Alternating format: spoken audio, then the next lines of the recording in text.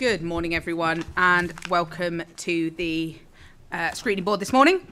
I'd like to remind all attendees that this is being webcast, and if anyone would like to watch it back, the recording is available on the meeting webpage.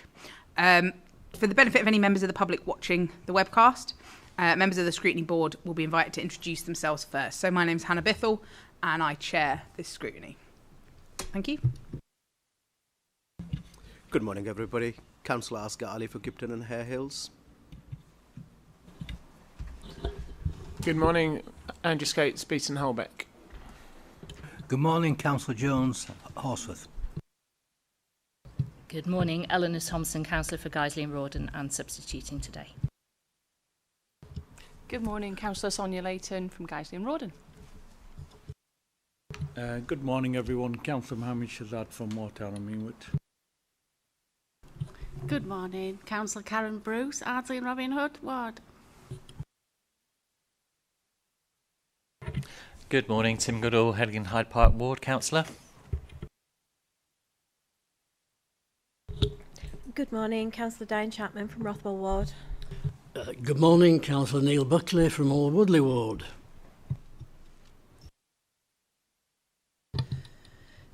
Good morning, Becky Atherton, Scrutiny Advisor to the Board. Lovely. Thank you very much, everyone. We'll move quickly through items 1 to 5, please.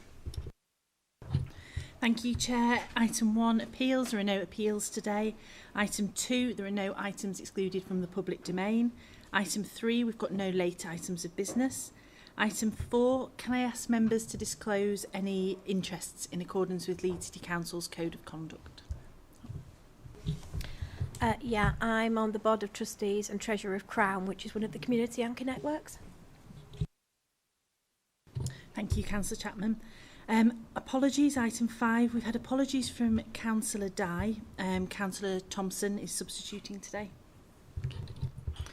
Thank you. And we move on then to item 6, which is the minutes. If we're all happy with the minutes, can somebody please propose them? Thank you, Councillor Ali, and seconded by Councillor Shazad. Thank you. Okay, we'll move on to item 7, the work schedule. At this point, realistically, a lot of the work schedule is written and booked. Is there anything from the work schedule that anyone was expecting to see at this point in the municipal year that isn't on there, or anything that folk want amending? No? Okay, good. I'm glad. I will also just put a reminder that there is the 15th of December at 12:30 p.m. We have the budget consultation working group. And you have an invite in your diaries for that already, I believe. So, with that, we'll move on to item number 8, which is our inclusive growth update. Thanks very much, officers, for your focus on the anchor networks. I know last time we had this come to us, we asked for it to be focused on that, and I'm really pleased to say that that's been done, and it's been a really, really interesting piece of work. And what's really great about it is that we once again get to see the incredible way that the council works with partners for the betterment of this city. And so it's important that we nurture and develop these relationships, of course. I also wanted to take a moment to highlight the growth set out in paragraph 10 and the potential we now have to build on this. It feels really important to mention. So, with no further ado, if I can ask visitors to introduce yourselves, please. Fiona Bolam, Chief Officer for Economy and Skills. Gareth Reid, Leeds City Council Economic Development.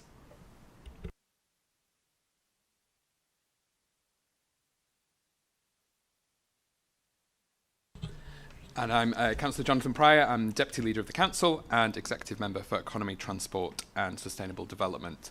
And just to make a few opening remarks before we go into the detail of the report. Obviously, the report sets out how Leeds is a £36 billion economy. Our economy in Leeds is growing faster than the rest of the UK and forecasted to outperform the rest of the UK over the next decade. The key reason for this is Leeds' productivity rate. We're higher than all of the cities in the UK, and that's including London, and I think that's something we can be fantastically proud of.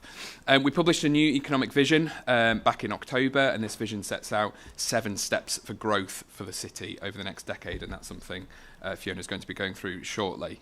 This decade of growth for Leeds has got the potential to create 100,000 new jobs and add an additional 20 billion to Leeds' GVA. A lot of that is through the work with the anchor networks, as you mentioned, Chair. This is fantastic work. It's recognising that we as a council can't do everything. We have to do it with partners. There are other elements I'm so proud of. We've got our employment and skills team, which is rated outstanding by Ofsted. That's making sure that people in the city can really benefit from this growth, can get good jobs, can get the training they need, because ultimately that's what we want. We don't just want any jobs, we want really decent jobs in Leeds, and that work is supporting that. Beyond the remit of this scrutiny board, I'm really proud that our schools as well have got some phenomenal Progress 8 scores, and I think what that shows is as people are coming through the education system, people are ready to have really good employment and ultimately good lives here in Leeds.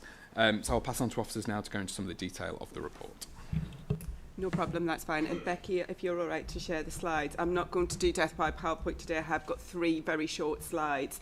I'm really conscious that this is quite a long report and it is covering the scope of the economic vision, an update on all the work that we've been doing over the year on inclusive growth, and also that focus on the anchors. So I won't dwell too long around this. So the slide that we've got on there is taken from our economic vision, and these are what we're calling the 7 steps to growth.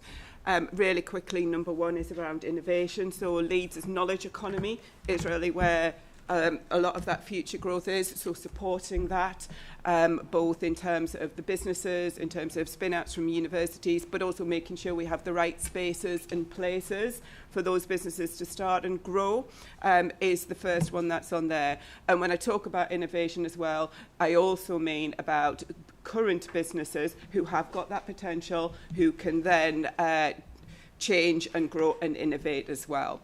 The steps 2, 3 and 4 are around the key sectors that we are focusing on for growth. These are, the first one of these is finance and professional services. Finance and professional services is huge. It's a massive sector in Leeds, and it covers everything from sort of bank HQs to smaller fintechs who are growing and also are attracted here in Leeds. It's worth about 40. It's a huge deal for us in Leeds, and actually we should value the employers and and that we have, as well as attracting new ones. So this is a huge part of the future for Leeds. The second sector that we're referring to is health and health innovation. So health is huge for Leeds as well. This is in terms of the health itself, the work that happens in places like NHS England, obviously aware of what's happening with them at the moment, but all the businesses that have grown up around that over the past 20 years as well, and also the real innovation end of health. And I'll talk to you, we can highlight some of the companies that are doing work in this area as we go through the report as well. And then the final sector is around digital and tech. And I mean digital and tech in 2 ways. One, as a sector in its own right, we've got real strengths across the city, but also as that agent of change and the disruptor. They don't call it the 4th industrial revolution for nothing. And actually it is really spreading across the sectors, and where we're finding new businesses and new types of activity in other sectors, digital and tech are at the heart of it. And the skill set that is required is something that we're seeing is required across a lot of sectors at the moment. The 5th step is around global reach. So this is in a couple of ways. This is our, what we are showing out to the world and what are the assets that we've got. And quite a lot of that is actually in the culture space and in the sporting space. So what can you say internationally, and how can we attract more people here as well? So our assets in terms of things like the football club, actually, but also cricket, also our culture sector as well. We want to make sure that we have the right sort of presence around culture, but we also attract new people here and we attract conferences. So it's all of those things that we think are important going forward. And then slides 6 and 7 are a lot about the place response to sort of the changes in the economy. So you know, this is the work that we're doing around the city centre through the Leeds Transformational Region, looking at those neighbourhoods that need to be connected back into the city centre, but also around transport and about making sure with the work that's happening around mass transit and bus franchising that we can actually help get people to work, get people to where the jobs are as well. And then finally around embedding resilience, and resilience in quite a broad sense as well. So we will talk about things like flooding and flood resilience, but also around skills and making sure that we're fit for the future in terms of skills. So if you just put the next slide on, Becky. This is just kind of a bit of an illustration really of why we focused on those three sectors. So this is the evidence which is that these are growing faster than other sectors, and they are actually the largest sectors in Leeds around this. So 60% of all the growth in Leeds is coming from those three sectors. We are outperforming the UK, as Councillor Pryor said, and a lot of that is because of the kind of businesses as well that we have here, those service-led businesses who are exporting their services as well as doing domestic. This is a real, key reason why this is growing. So I'm going to leave the economic vision there and just really highlight again, it Leeds anchors, which is also part of this report. So this is our first sort of partnership report that we produced by Leeds Anchors, and it just gives you a little bit of information of all the things that Leeds Anchors have done, or certainly over the years, but with a real focus on the last year. So the anchor organisations, for those of you who, just as really quick, these are the organisations, they're not going anywhere, they're in the city and they're of the city. So actually they act as good employers.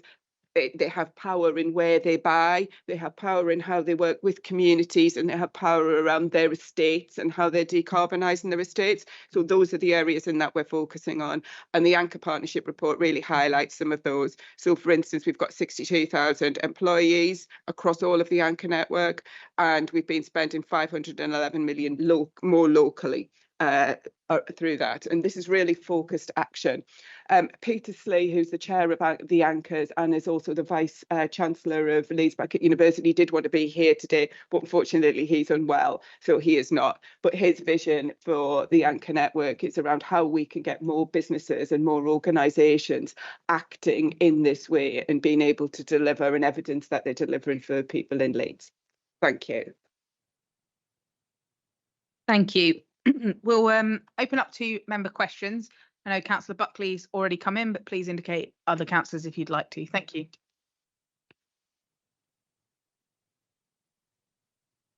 Thank you, Chair. First of all, this productivity growth of 4% is very impressive indeed. It's good news, but I'd just like to ask the question as to controversy at the last meeting or the one before that about the unemployment figures, wasn't there? And I just wondered whether are we absolutely confident that this 4% figure is right? That's my first question. Secondly, given that one of the first things that Rachel Reeves did on becoming Chancellor was to cancel the hospital just across the road, what effect has that Buckley, had? I don't think that's accurate information. I don't believe it's being cancelled. It's been put back till 2034. Excellent. Thank you for correcting. Right. Given that she's put it back until 2034, what effect has this had on the innovation arc? And then thirdly and final question is, on page 35, there's a reference to Leeds United and the investment which they intend to put into the ground and the stands and everything else. What has been allowed for the possibility that they might be relegated, and in which case does that have an effect on the proposed investment? Thank you for those questions. Fiona, if you could just be brief on the unemployment productivity stuff, because we covered that in the working group already. Thank you. Yes, that's fine. I don't think there are any issues with that aspect of the ONS reporting. I think that is around unemployment and employment rather than the productivity numbers. I will come back and write to you if that is not correct, but my understanding is that is not one of the ones that are flagged. If I pick up around the innovation arc, so yes, that's the physical development of the hospital. The actual first part of that, which has been unlocked through the investment zone, is the old medical school. That is going ahead. We are obviously working with the hospital on what impact it has in terms of the next stages of the innovation arc. At the moment, there are lots of things that they're doing. I'm not fully sighted on all of the capital stuff, but we are also looking at what other options there are to bring forward. So we're talking to the university about their Campus Reimagined work, which is their master plan for their site and how they're working. So we may need to pivot to other areas if the work with the hospital doesn't come on stream as quickly. But we are still going ahead with that first one, and we're talking to them about what other buildings they're going to dispose of as well. That would help unlock activity on the innovation arc. And then I think the final question about Leeds United, I think that's a matter for the club. I'm not in there, and I know they've got an active planning application at the moment, so I think we can come back sort of after that planning application. I do not know what their plans are if they do not, if they're relegated. Happy to come back.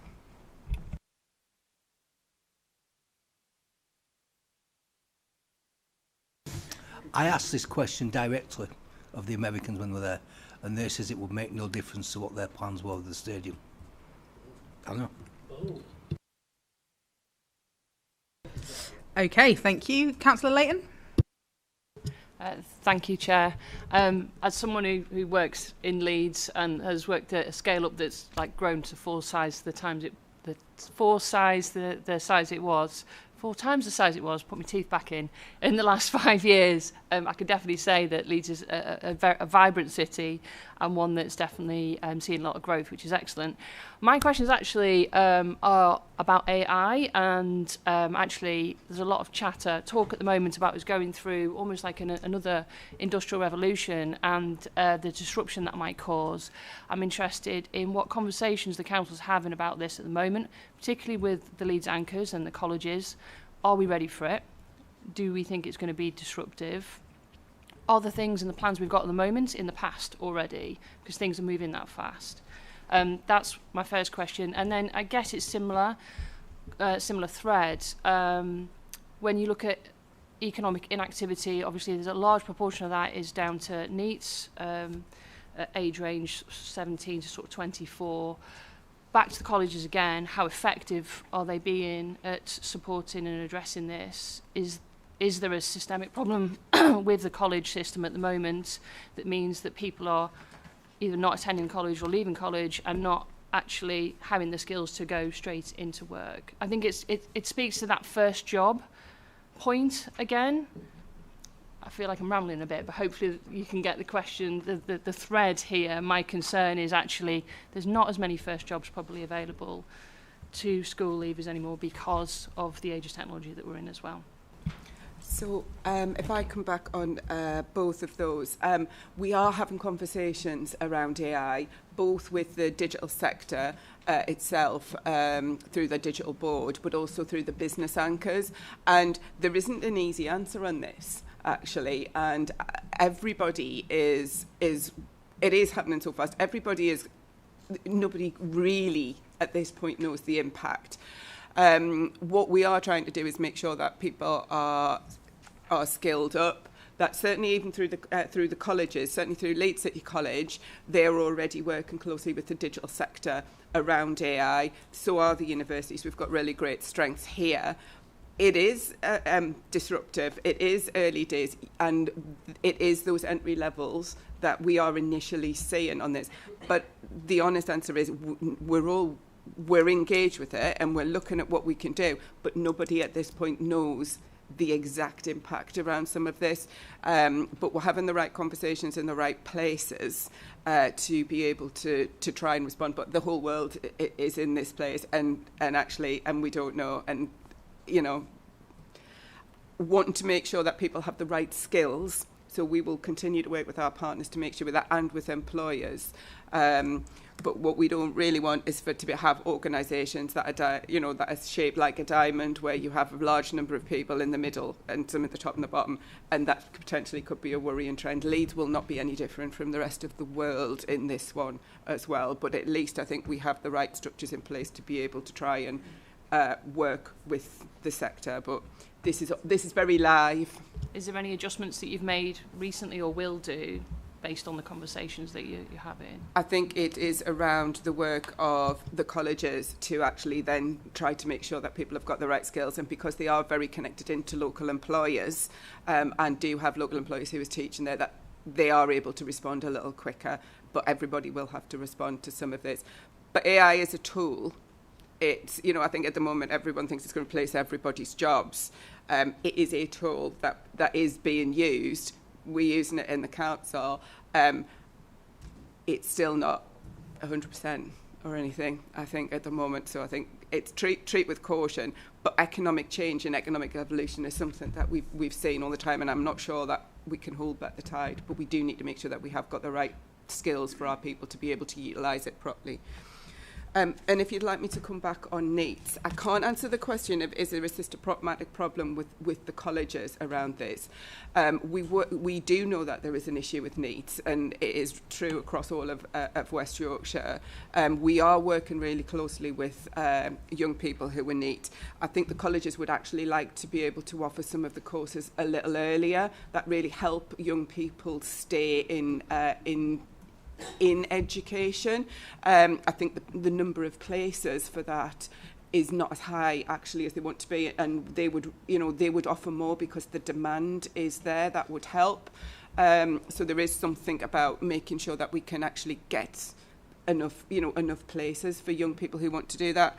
We certainly within our employment and skills service, we do work directly with young people who are NEET, and we work with our children's services around that. And some of the programmes that we'll be starting shortly through with DWP funding, Connect to Work, NEET are one of the groups that we are going to focus on, and that is to help those people who are inactive to get into jobs and work with jobs. So we'll be continuing with the funding that we've got to be able to support those. They are one of our priority groups. Thank you. I'm just going to bring in one of my questions on the back of Councillor Layton's before I bring anyone else in. And that is that we're focusing on the growth in these three sectors, but they're very skilled sectors with or without AI. How are we making sure that the growth that's coming from that is really inclusive around the rest of the city that isn't involved in those particular industries? Yeah, that's absolutely fine. So I think this starts to take us into the example of anchors, actually, because sort of the growth vision was put together for a very specific reason. We were asked to, we'd had an inclusive growth strategy since 2018. There'd been a huge amount, particularly in that inclusive area, but we were asked, where is the growth coming from? So that is why we put that together. It isn't separate, it is just the build out as part of that. So everything that's in the inclusive growth strategy still stands. The reason that something like anchors is important is because it is actually about employers being able to really evidence and change their behaviour in a way that means that they are making much more of an impact and can employ people local to the city, that they understand that this is something that the city wants, and if we're acting together as a partnership, we can deliver more by acting in this way together. So we are reviewing at the moment the Anchors Progression Framework, which is a tool. It's available for any business. It's on our Inclusive Growth website. They can use it at the moment, but we are going to have a look at that to see if we can make it even more friendly for business and easy to do, to be able to act in that. And obviously we'll work with the Combined Authority as well about the Fair Work Charter as well. Can I just confirm I didn't misunderstand there? Even if a business isn't part of our business anchors or like original anchors, anchor network, they can still use that anchor document. It's free and available on our website. It is. It's freely available on our website, and it's the consultants who worked on that have also shared that with other areas now as well. So Public Health in Scotland have adapted it and use it, so it's actually spreading sort of its influence much wider. We've shared it through one of the national anchor networks, which is much more focused around health than place. But yes, it's freely available for people to use it as a tool for a business to assess themselves and to be able to understand it. But we are, I think, at a pivotal moment for the anchors where actually it needs to become more than just a small network. It needs to be about how can the city contribute to what, to growing inclusively.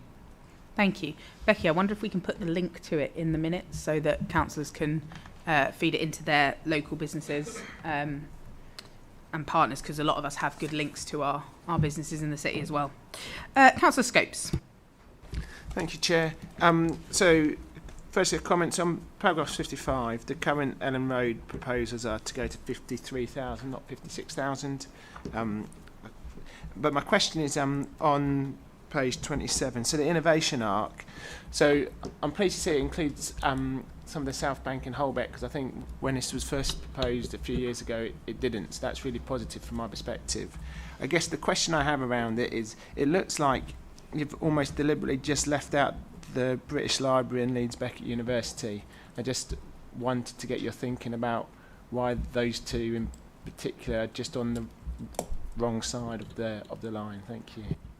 So no, that's not correct, and that's not our intention. The British Library, the new site, the British Library, I think that's where we're sort of the innovation now has got fuzzy boundaries, but absolutely that is part of it. And I think the work that the British Library will be doing down there, in particularly their thinking around how they use their collections, how they make them open, including to business and things like that. They're doing some work, I think, at the moment for themselves around business and business support. So yeah, that's absolutely within our thinking, as is Leeds Beckett. Yeah. Thank you. Councillor Goodall? Thank you. Two questions. One's around life sciences, bioscience, and the other's around international students. We have a huge number of students at University of Leeds and Leeds Beckett who study bioscience, chemistry. We've got some things in health innovation which some of them could go into. I know other cities have got science parks. I know we've tried that and it didn't quite work. I'm just thinking a lot of those students really want to stay in Leeds, but there aren't the jobs available for them. Is there, I don't know, Cambridge has taken a lot of the pharmaceutical jobs, and for example, Macclesfield's got Medcoms. Is there anything we're doing to try and attract companies from that area? So, yeah, in terms of things like inward investment, that is very reactive, actually, and you're right. I think there are a lot of sort of companies that are going into sort of the Oxcam corridor in there. We are growing quite a lot, but also biomedical students, yes, they do actually have great and transferable skills as well. There is a business that's been started by a couple of biomed students, so that is also an option. That business is called Microneedle Solutions, which is a self-adhesive vaccine patch, which is absolutely fantastic, and in 5 minutes you put it on and you have given yourself a vaccine. And they are working closely with the NHS and also internationally as well. So there are options beyond employment and employment in big employers. So one is it's how we can help them to stay, but their skills are transferable as well. And we will work with the combined authority in particular around health and health tech. And the old medical school, that is going to be part of that health and health tech innovation as well. Cool. And the other one about international students. So international students are being put off a lot by a lot of the rhetoric that's happening. I know, for example, Reform yesterday saying that, they would considerably lower the number of international students. We've got all these flats still going up in Leeds, even though international student numbers have gone down. Some of them are already empty. What's going to happen there? In general, what's going to be the economic impact if we do lose a lot of international students, and particularly what's going to happen to all that housing in the city centre if that happens? I think I'd certainly, I'd certainly agree with Councillor Goodall about some of the increasing rhetoric we're seeing from parties like Reform and elsewhere in the country. It is deeply worrying, and I think there's a broader question here that actually we need to reflect on as a country about the economic impact, the positive economic impact that immigration has on this country, not least. Every time this country's been in a spot of difficulty, we've turned to immigration, whether that's kind of looking to the Irish to help build the roads, Windrush when we needed help with hospitals. There are countless examples of where immigration has had a huge positive economic impact. We've seen the same in Leeds. Immigrants to the country contribute more to the economy than they take. That's a tangible fact. And how that impacts the city. I know that some of the the building that's gone up, there are people who've put in, there are organisations that have put in plans that have been approved. They're not necessarily built by the council. I know some have been built in a certain way that they can be retrofitted for a change in future use. So that's certainly an option, but that's down to those private companies that own those buildings.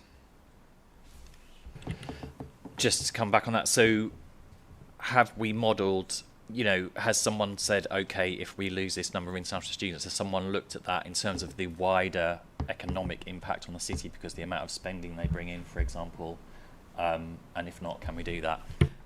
So we haven't modelled that, and I can take a look and see what's possible with that.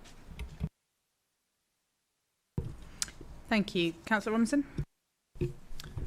Thank you, Chair. And can I start by congratulating Fiona on her new role at the council as well. 2 questions, if I may. One, I should declare an interest in working for Tech UK. I do a lot with AI and a lot with AI growth zones, but could you set out how is an AI opportunity zone different from an AI growth zone, and what would that look like for Leeds? And the second question picks up on a theme that's been shared earlier by councillors. We've got these 3 sectors. These are the high growth sectors. I absolutely agree with them. They're in the ISA. We should be doing that. What are we doing to help other businesses, such as those in the hospitality sector, such as those in the retail sector, to make sure that they are enjoying and seeing the benefits of digital adoption, and we can help grow those businesses through the business enterprise team? So yes, I think what the difference is, so I know that there is obviously the government programme around, and we had put in a bid through West Yorkshire to become the AI, not the opportunity zone, the AI, the growth zone. Yeah, so I think we're still waiting to hear around that. What we were trying to describe is the opportunity that's arising from Microsoft. So it was something much more specific and much more specific to Leeds. And that was in a couple of ways. One, obviously, there is the land that is sitting around sort of what's going to be the hyperscale data centre. And the developer for that is Harworth, who also own the advanced manufacturing park outside of Sheffield. So there are some early discussions with them about what actually are they looking to bring. So what is the physical side of that that's outside there, that's going to be on their site. Data centres themselves do not provide huge numbers of jobs. They are, relatively job sort of, quite small. But actually the opportunity comes from having that capacity. And I think what's been said to me by through sort of some of those conversations with the private sector is this probably takes Leeds into a place where we're definitely in the top 10 in Europe around sort of what it will enable us to do. I think it might make us around number 6 behind Paris and Frankfurt. And that's about the things that we can't do because we do not have the data and the capability and the capacity within the city that the data hyperscale centre will enable us to do, and that's both in terms of the research in universities but also the commercial activity. Now there are people who are far more knowledgeable about this than I, and I absolutely understand that we still need the data centres in the city centre for the businesses and for what businesses are happening now, but this does take us to a place where we will be able to do things differently. So we're trying to find a way to describe that. So in short, one is a government sort of scheme and the other is us really attempting to capture what that enables us to do, both from a physical perspective, but also within academic and business. Yeah, no, I absolutely agree on getting compute right and making sure we have a difference in terms of the data centres that we offer, not just hyperscale, but all sorts of data centres for different needs. Can we twin that with making sure we get digital adoption right for other businesses across the city as well? So not just tech, talking to tech about tech, which is great because I do it every day, but actually what that does can do for the wider economy too.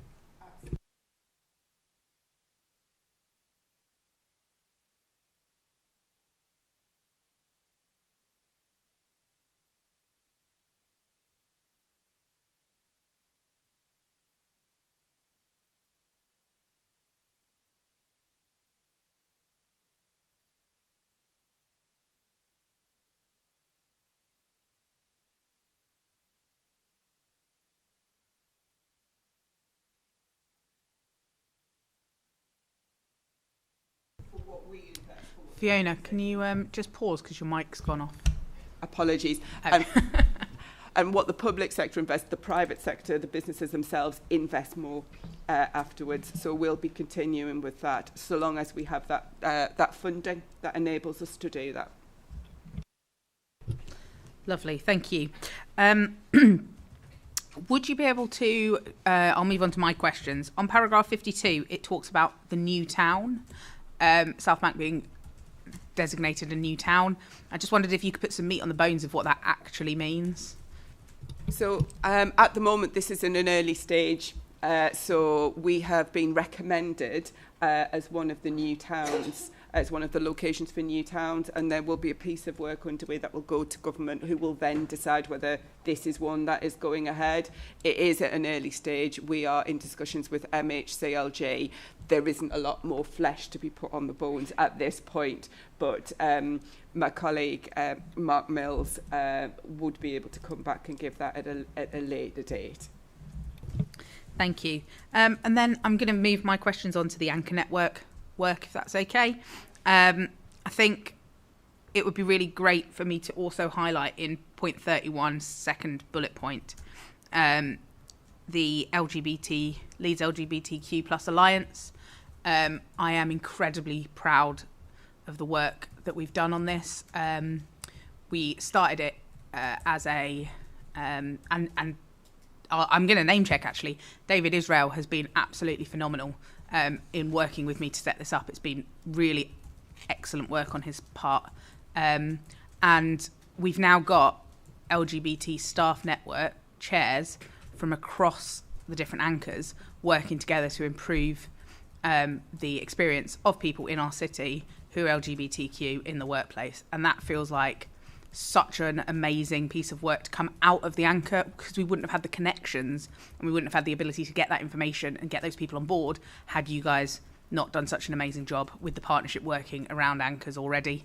And that's having a tangible impact on parts of my community in the city. So that's not really a question, I just wanted to big it up actually. Now I'll go back to questions. So there's two really that jump out. The first is, in fact, no, before I do questions, I'm going to do another positive shout out about the Anchor Network. One of the other things that the Anchor Network has enabled us to do is to look at things around foster carers, for example, and getting them to sign up to the covenant on employment around foster carers and caring responsibilities. And as care is a protected, care experience is a protected characteristic in the city now, like being able to get that sort of stuff out to organisations is also really important. And I wonder if there's anything more that is going on around that, not necessarily foster care, but anything more around the things we're asking businesses to sign up to that make us Leeds, if that makes sense. I'd also ask whether there is any support that the community anchors, now I know, having spoken to you in Chair's brief, that community anchors is set up differently, but is there support that can be offered, or is there anything that they've asked for that mean that we can help them to become as strong as our regular anchor network and our business anchor network? And then finally, what's next? in the development of the anchor network? Where are you aiming to take us in the next 2 years? Thanks. So first of all, can I just say thank you, and I'll convey that back to David Israel. David has worked in our key account management service for as long as I've been sort of with the council, and he is everywhere. He's one of those people who knows everybody and is incredibly well connected with, and is very helpful within that. So I will feed that back to David. So thank you for that. In terms of some of the work that's been happening, certainly with care experience young people, just one quick thing that is happening, and it's happening this week, which is the business anchors are rerunning their work experience for young people who are care experienced. That's taking place this week. I think 9 young people have signed up. This is really small numbers, but actually very impactful. And all 9 have turned up. They've all been there and are working. So I had some really brief feedback last night around this. So I think that we've got really good commitment from the businesses to do that. And the next stage is we're doing it in city development. So I'll be able to feedback on that in February about the progress around that. In terms of the community anchors, we are, yes, the community anchors and the business anchors and the civic anchor network, they are different. So the community anchor network grew out of COVID, and it grew out of that response to COVID. It isn't sort of, it has definitely been set up from the grassroots. They're very independent, and we're really working closely with them. I am meeting with them and the business anchor network and doing a bit of an introduction to the Department of Health and Social Care to actually look at sort of the community health side. So we have a meeting sort of to progress that and just to see where the community anchors can engage and can work around that.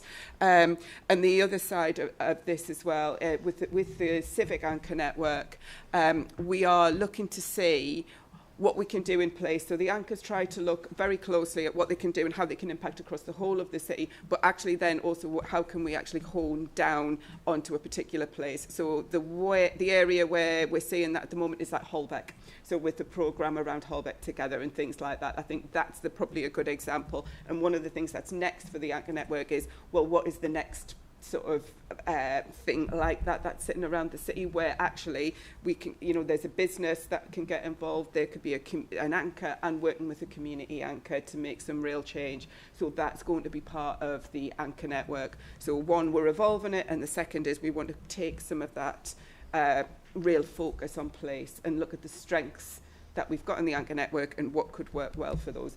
And I think the other thing that we've been really committed to, and it's been shown over the past, I think there's been quite a few sessions over the past few year around this, is around listening to communities. So one of the members of the Anchor Network is one of the commissioners on Leeds Poverty Truth, which is just finished now. So that's Eileen, and she's from Northern Gas Networks. So that commitment to listening and trying to do things differently is going to be a key feature of how the anchors work going forward. Brilliant, thank you. Before I sum up, is there any final comments from officers or the exec member? Not from me, absolutely fine, thank you. Okay, wonderful. Okay, so thank you very much, councillors, for engaging in that. The things that it feels like we might want to consider recommendationing on is around those 3 growth areas and how we can support them. And the sort of the 3 key points that came out of the discussions that we've had feel like how we can get those 3 growth areas to support the anchor work, how we make sure that they're maintaining entry-level jobs, and how their impact helps other businesses' growth. That feels like one of the areas of debate a few people touched on. There's a recommendation to model the international student numbers and the impacts. That one feels quite straightforward. Are we all happy for that just to be a straight up, yeah, lovely, thank you. Mainly because I didn't really understand any of the words that we used. I think there probably needs to be something around the data centres and the data hypercentres coming forward, because it sounds brilliant, but also like it's from a movie. So I'm not sure whether that's best suited to a working group so that I can be educated, or whether actually that could be the focus of next time's inclusive growth and how we utilise that data capacity to push the city forward. I think it might be worth doing a workshop around that where I can actually bring in some people from the sector to talk about that as well. Brilliant. I look forward to it. I might come dressed as a superhero. Oh, yeah. There may even, and we want to take it outside of this meeting, be the possibility for the committee to visit a data centre to see what one actually is. Now, there are some security protocols, but we have them in and around the city centre, which might be helpful to you and to the wider committee. And I can wear a costume to that? Yes. Excellent. Yes, I love it when I accidentally end up in a movie. Councillor Scopes?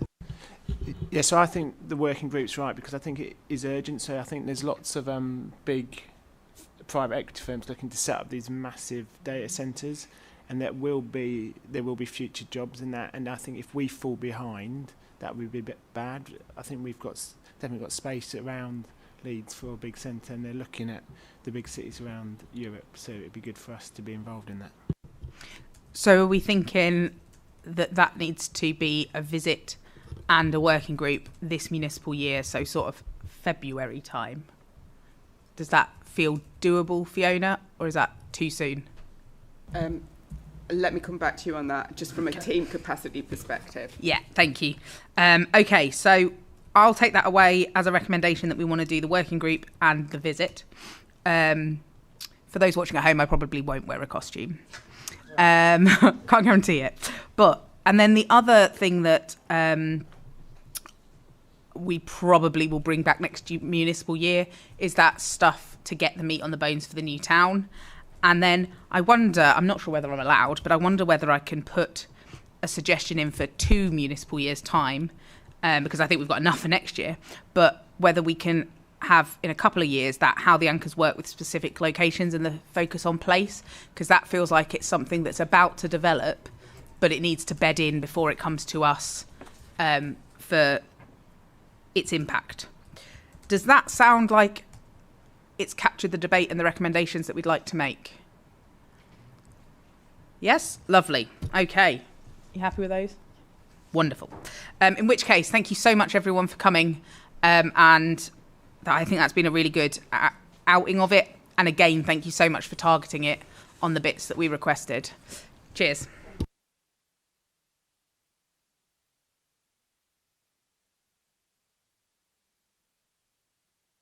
We'll just have a 2-minute hiatus while officers switch over. Thank you.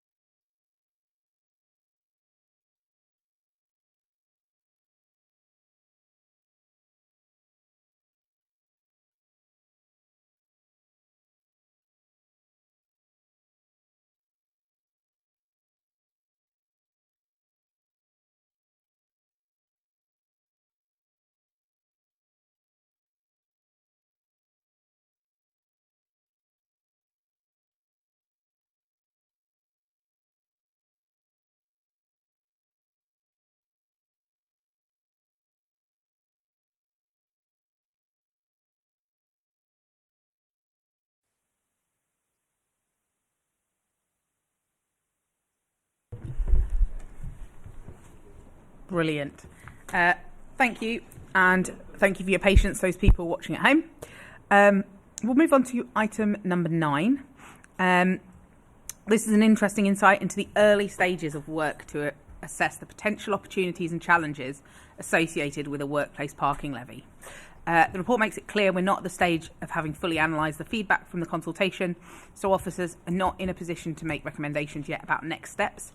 However, we requested a progress update to be given, and the upcoming discussions about the budget next month means this feels really, really timely. So I will ask for introductions of the officers that have joined us, please. Good morning, Gary Bartlett, Chief Officer for Highways and Transportation. Hi, Paul Foster, Head of Transport Strategy. Thank you. And Gary, are you doing introductory comments?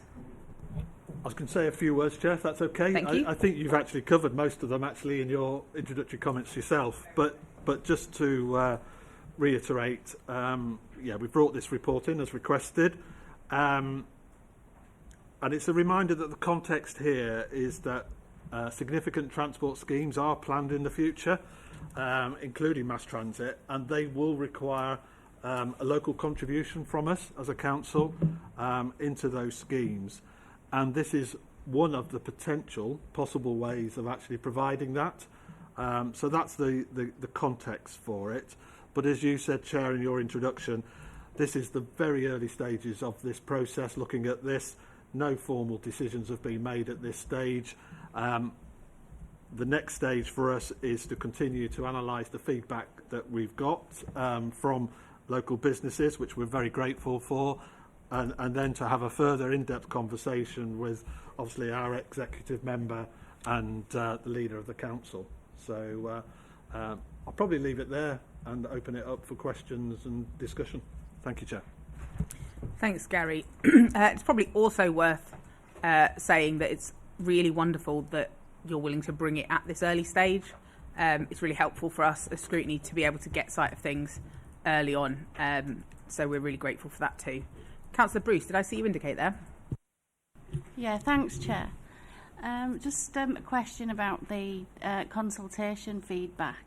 And I note that the feedback is that there's going to be a disproportionate effect on small businesses and the unfairness of it. And I just wondered, are we considering some kind of concession or a scheme where small businesses may be exempt? Thanks.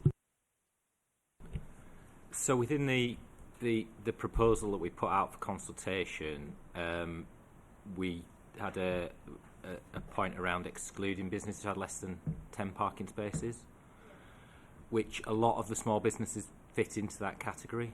So actually, I think when we look at the proportion of contributions that are going to come, it's probably from the larger organisations that have the bigger levels of parking, rather than affecting the small businesses. And I think when we've got even the responses that we've got from the consultation of people who have responded, a number of people who responded who wouldn't be included within that level, if that's the level we set it at in terms of an exclusion. So you're saying the people that have responded to the consultation, which does state, doesn't it, that it only impacts businesses with more than 10 parking spaces. Yeah. So we've had some people have responded that have got less than 10 anyway.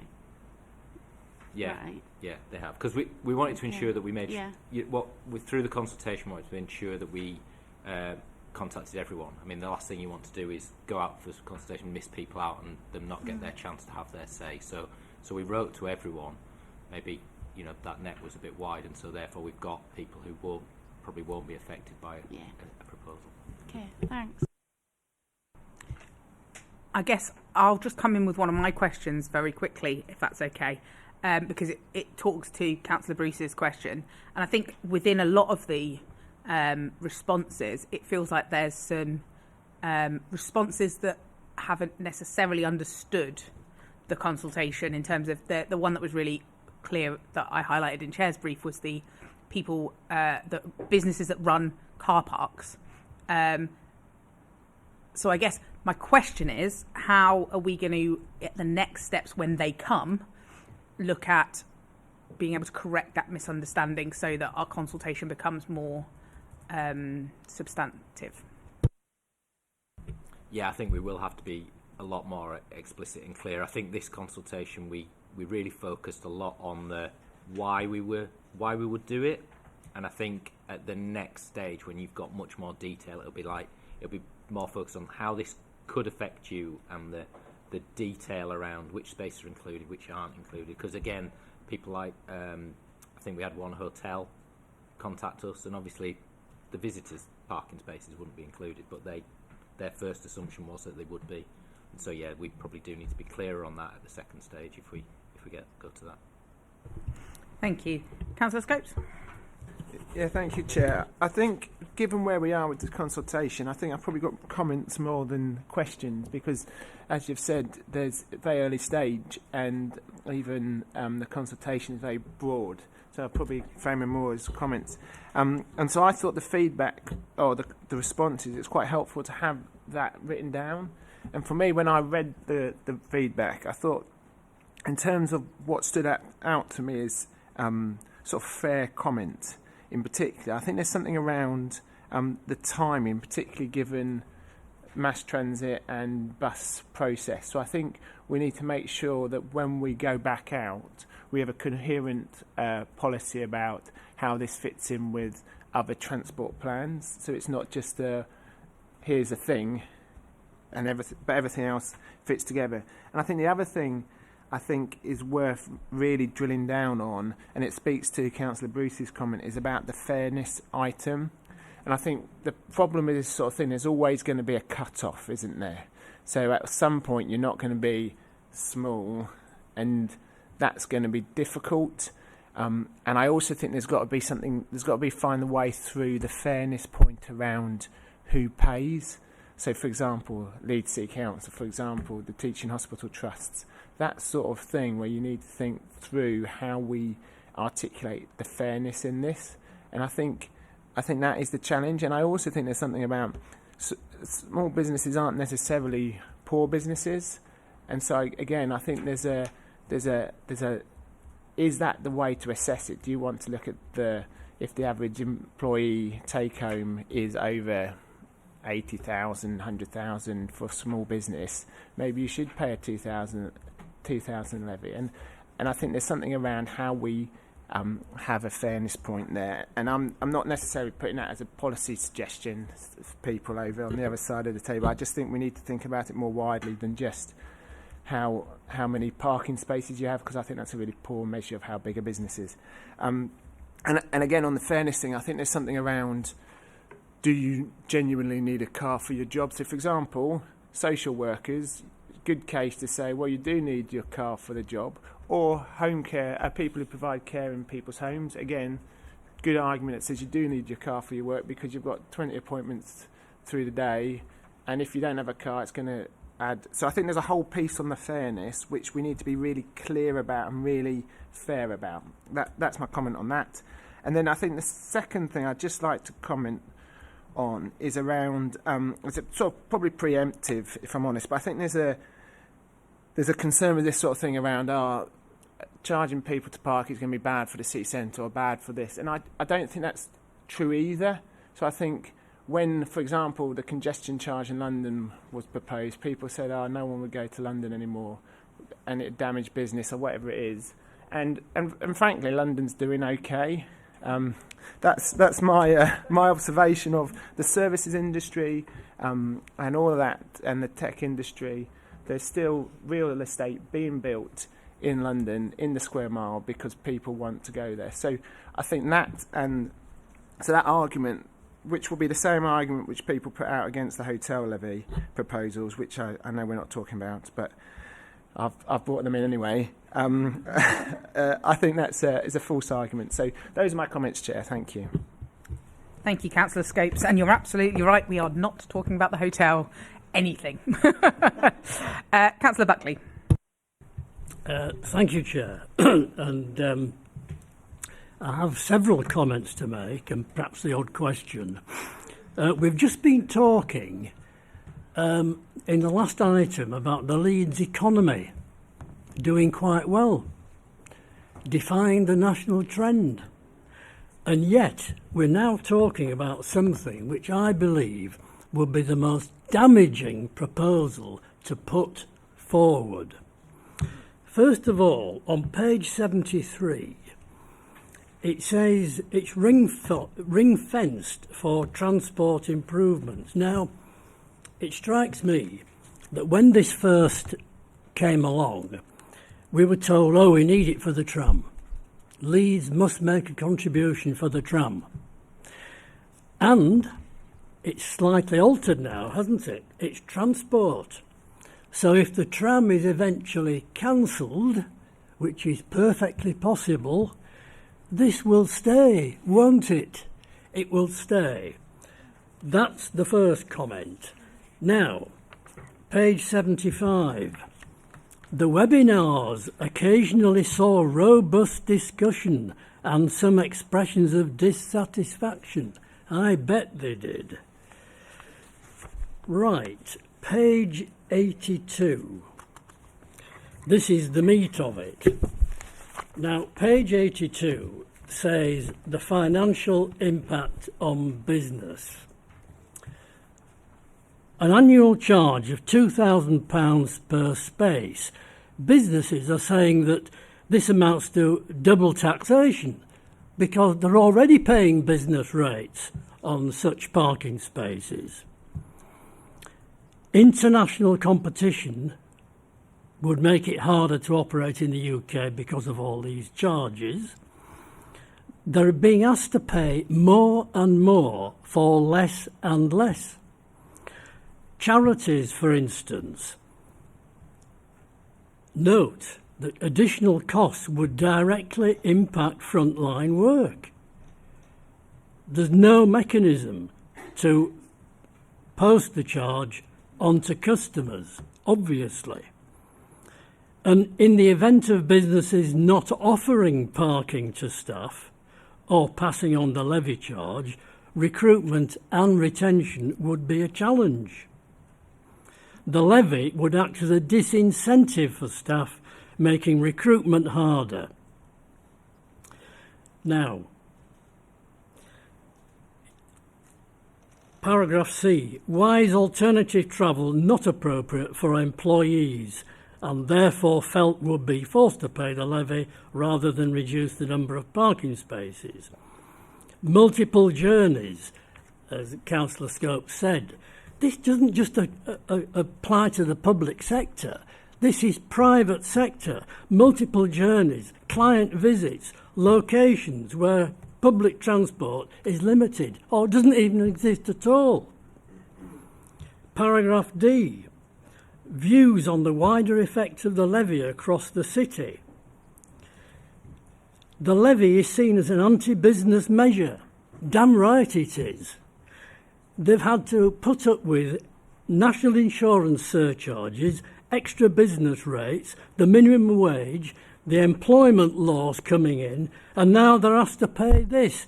It's ridiculous. And it says here, there is a fear that the charge will push businesses to move out of the city centre. Yes, but they won't go to Yeadon or Headingley, they'll go to Castleford or Wakefield, out of the city entirely. Now, Councillor Buckley, have you got some questions that officers can answer? I have. Lovely, thank you. I have. Hospitals are said to be exempt. Why? Why hospitals exempt? They've got staff like everybody else. Or is it just going to be the private sector that pays? And the university, what about that?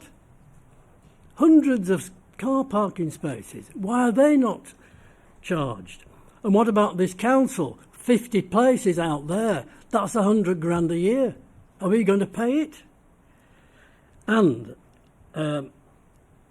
two final points on the subject of public transport, which this is supposed to fund.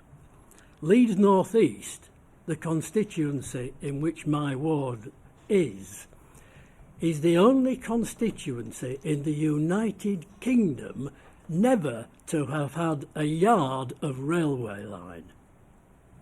And my final point is, why is Bradford not asked to pay?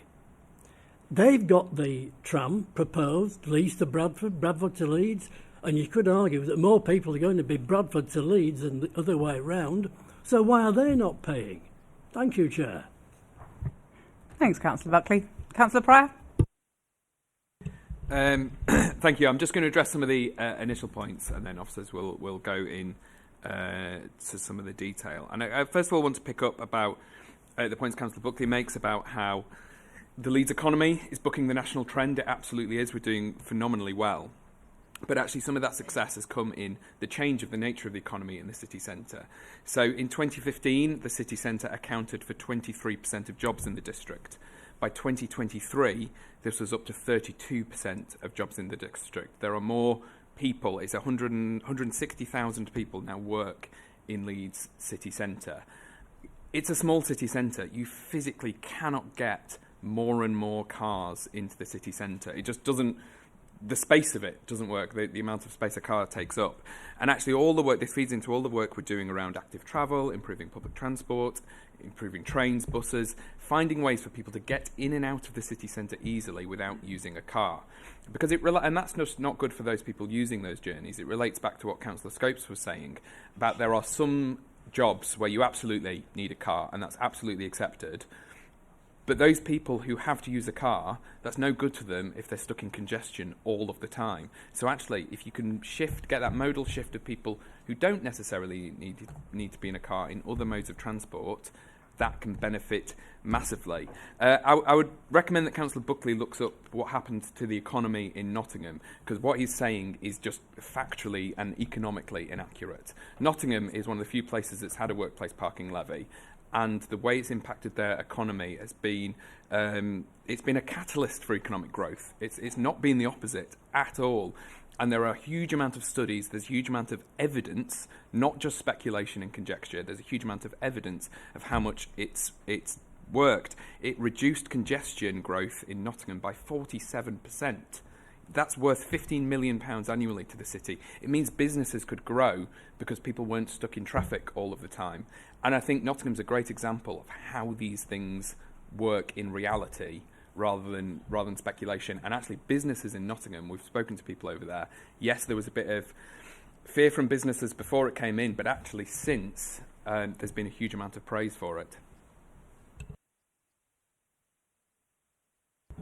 Again, perhaps if I try and answer some of the questions I picked up, and maybe Paul might want to make some comments as well. So the hospital point, that was our starting point. We wanted to come out with some suggestions around what the scheme might look like, should it be ever brought forward. And so our starting point, following consultations internally, was that we would put forward on paper to start with an exclusion for hospital staff. In terms of Leeds City Council staff, here they are included in the proposal as it stands. But again, it's out for consult. Well, that was our starting point. And in terms of the Bradford comment right at the end, our understanding is that all highway authorities will be required to make a local contribution. So unless I've missed something, Councillor Buckley, that's our understanding. So be it a tram or a major transport scheme, each highway authority will be required by the combined authority to make a contribution.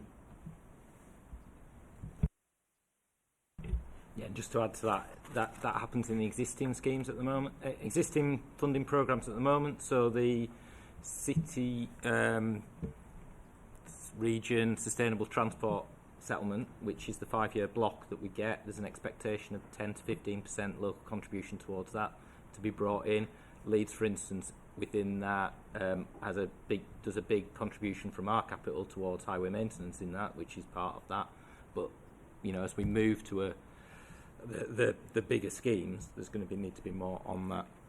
I just wanted to pick up on the the point around businesses paying more but getting less.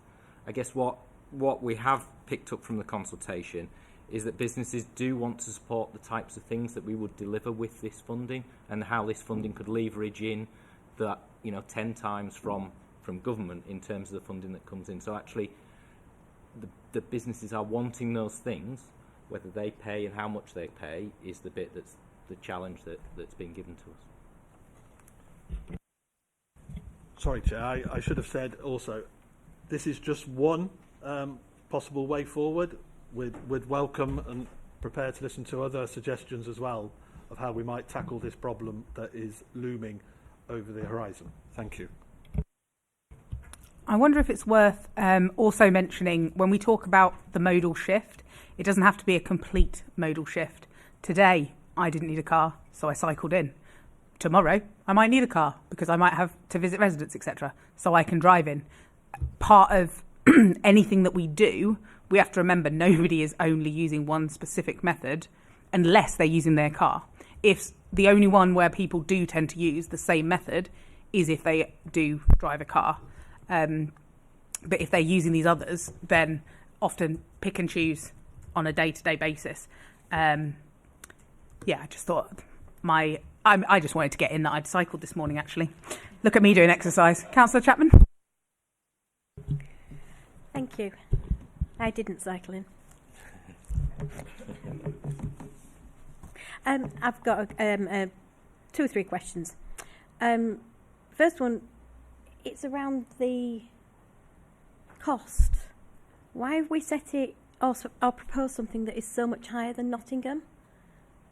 I mean, it's significantly higher. It's 4 times higher, or almost 4 times higher, which is a lot.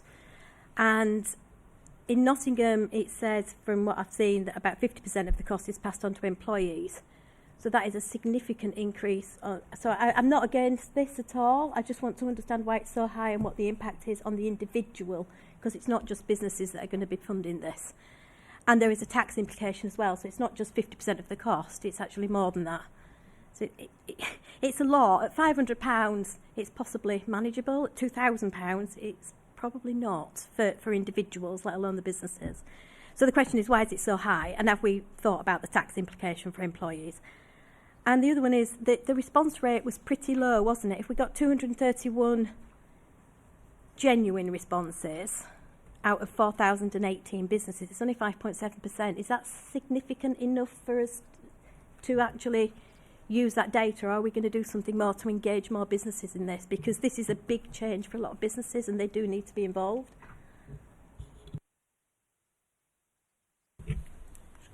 So in terms of setting the price, the key difference between the proposal we were setting out and the Nottingham one is Nottingham is the entire district, whereas the Leeds proposal is set out was for just the city centre. The rationale around the price, therefore, is that is the rate comparable to the rate you would pay as an individual if you wanted to contract a parking space from a private operator in a multi-storey car park or whatever. If you wanted to buy an annual pass there, that's the sort of figure you'd be paying for that. And at the moment, your business is giving you that as part of your package. So it's the people who don't have a parking space, that if they drive into the city and park, that's the sort of level that they would pay. So that's why we went with that sort of figure.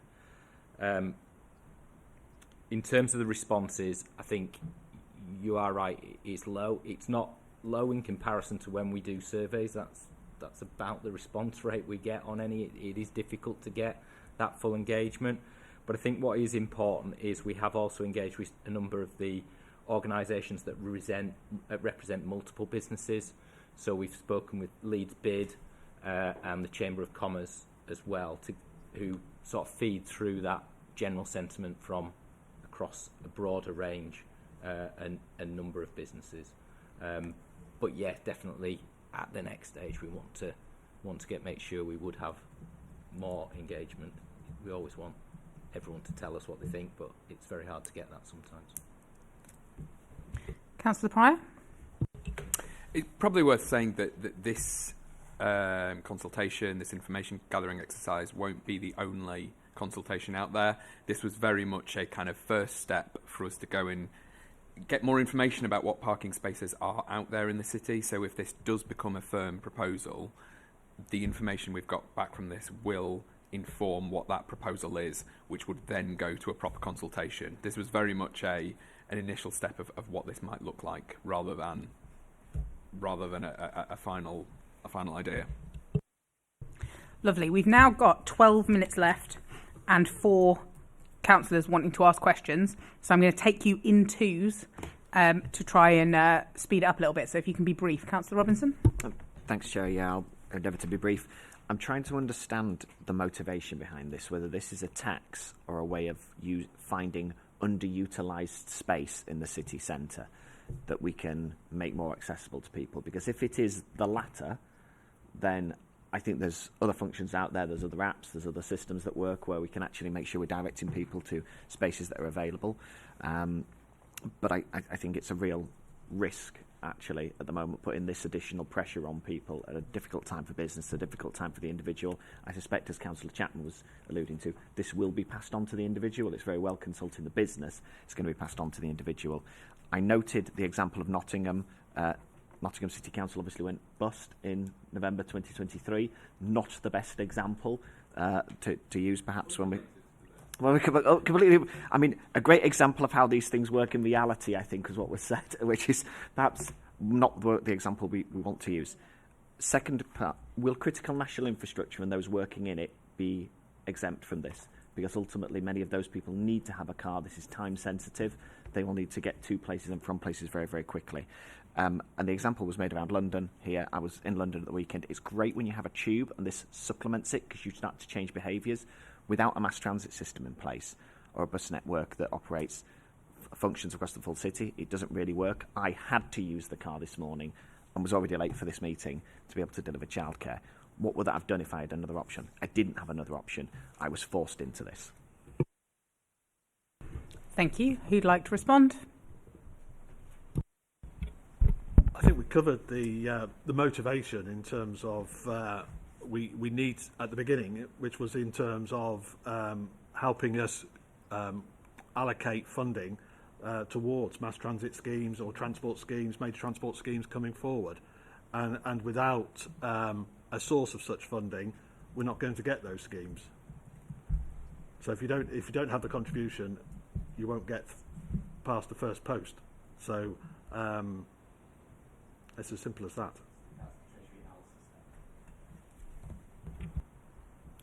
I guess it's also worth adding that in Nottingham they saw a 15% reduction in spaces within businesses, so they did get that mode shift to public transport and to more sustainable modes, which is what we want to try and, as Councillor Pryor articulated, is we want to try and achieve across the city. So there is the effect of encouraging that shift to behaviours, and in terms of how we can reduce congestion and make the roads more reliable, the only way is to take some of those cars out of the way, so that the people who do need to travel, who do have that essential need, can do that more freely. Okay, I've just been reminded I said I'd take them in twos, and clearly I lied. So I'm going to take all 3 of the last ones at once. Officers, are you ready with your pens?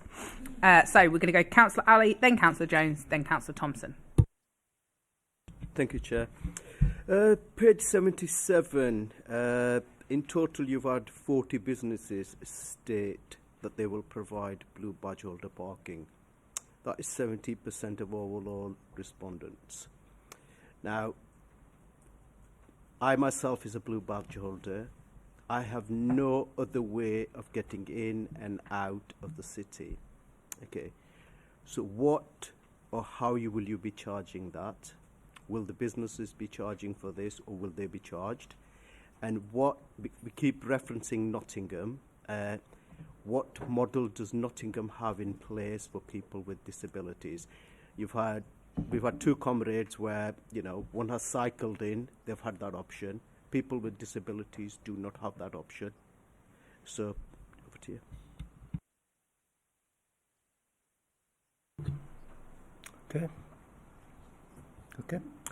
So, a very quick history lesson. In 1985, the buses were deregulated by what I would call a lunatic who decided that we were all going to...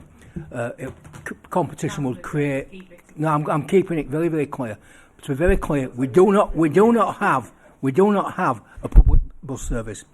It's run by private operators whose sole aim is profit. It's not public transport, it's transport that's provided by private companies.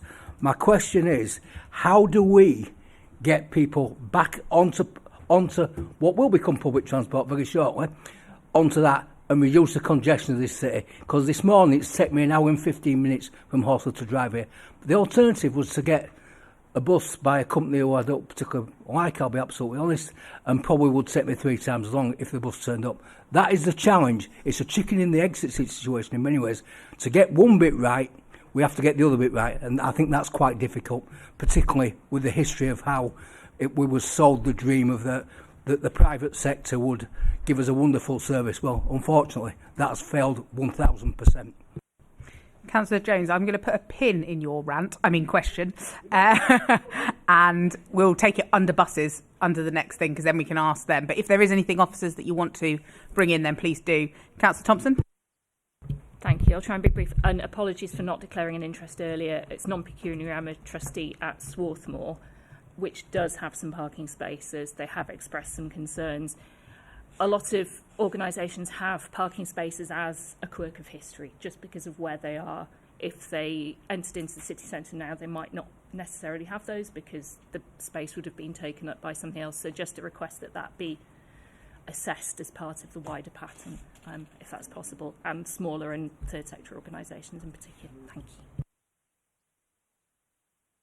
you.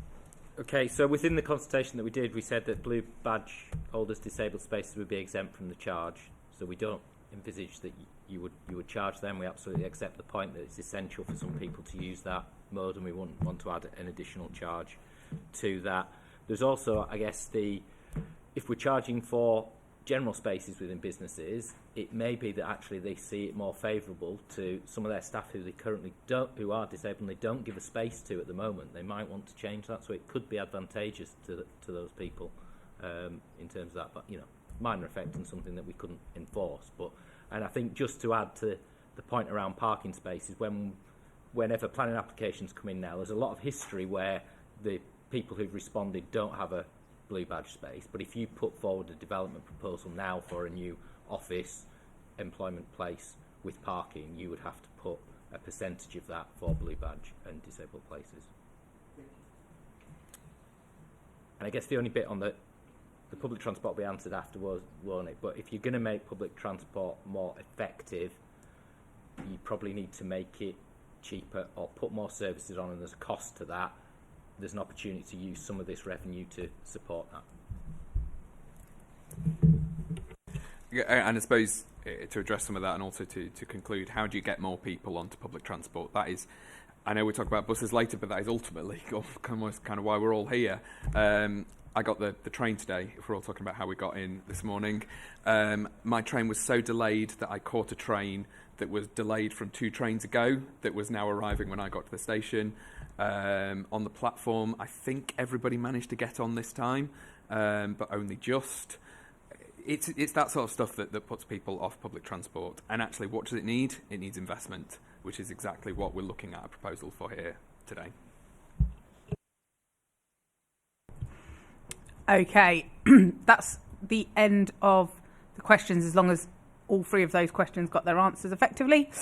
Does anyone have a final question? We have 30 seconds. Don't take anything home with you. Forever hold your peace, whatnot. No? Oh, the point on critical national infrastructure wasn't answered. Fair. There was a question around... I asked that would critical national infrastructure and those working in it be exempt from this? I guess it might be necessary for that to be taken away and decided on what. I'm happy for a written response. I think it might be helpful as well if you define what critical national infrastructure is specifically in your mind. It's defined by the UK government as those who are working in water, electric, gas, data centres, all those sectors where if there is an emergency and you need to be somewhere to literally turn things back on and stop the country falling to pieces that you can get in, are those businesses exempt when they do this? I guess we'll take that on board and think about. I think it's not been fed back to us as a comment that we've had to date. We'll make note of that and add it to the list of concerns and what mitigations we might make to that and whether we consider it.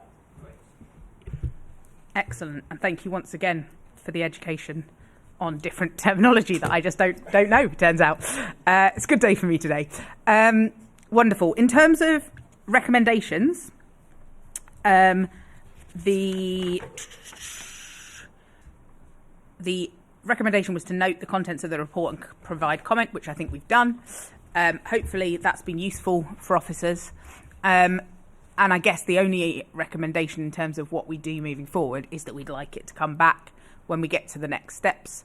I don't know what the next steps time frame is that we're looking at. So perhaps outside the meeting, if we can have a discussion around when we could add value for it to come back here, and when the other consultations, etc., if that happens, are likely to occur. And with that, unless you guys have any closing statements, no, I will close that item, and then we are having a half-an-hour hiatus while 11:30, so that we can then get into buses. Thank you.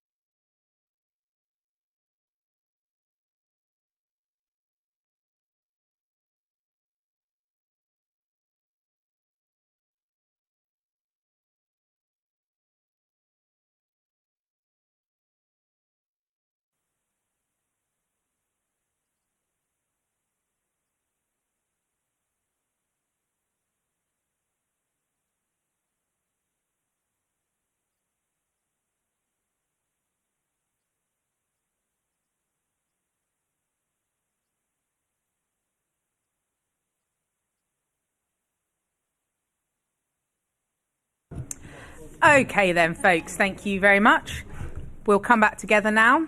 Thank you for bearing with us for that break. We've now got the meaty item 10, which is future of bus... I can't even say it. Future of bus provision in Leeds. You've heard all of the members introduce themselves, so we'll not do that again. But if we can go round all of the visitors, please, starting with Councillor Carlisle.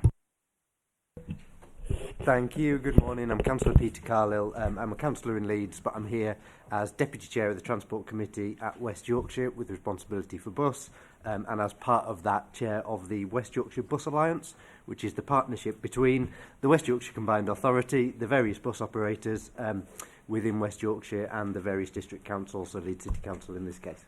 Thank you.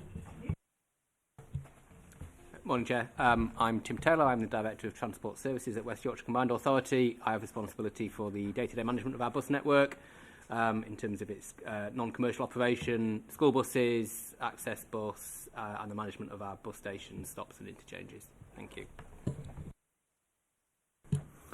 Good morning. I'm Paul Matthews. I'm Director of Bus Franchising with the Combined Authority. Been in post for about 6 months, charged with actually delivery of franchising, which we'll come onto in the agenda. Previously, some of you may well remember me as MD of First West Yorkshire. Morning, my name's Gemma Lockwood. I'm Site Manager for Wakefield Depot and I operate the bus station as well. I'm here representing Arriva this morning. Good morning. My name's Kevin Lowe. I'm with Arriva West Yorkshire and I'm the site manager for Dewsbury and Hetman Delight. Morning, Chair. Andrew McGuinness from CBT, the Trade Association in West Yorkshire. I'm Chair of ABOI, the West Yorkshire Bus Operators Association. And apologies for looking at my phone. Paul Turner from Transdev is just arriving, so that's the reason I was looking at my phone. Apologies. Morning everybody, I'm Kaylee Ingham, I'm Commercial Director for First Bus in North and West Yorkshire.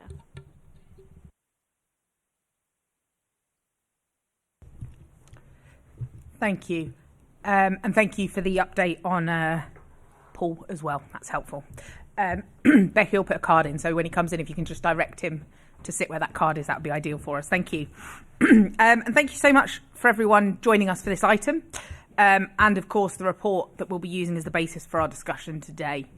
Over recent years, the Scrutiny Boards had an annual update on work by the Combined Authority to advance bus provision in Leeds.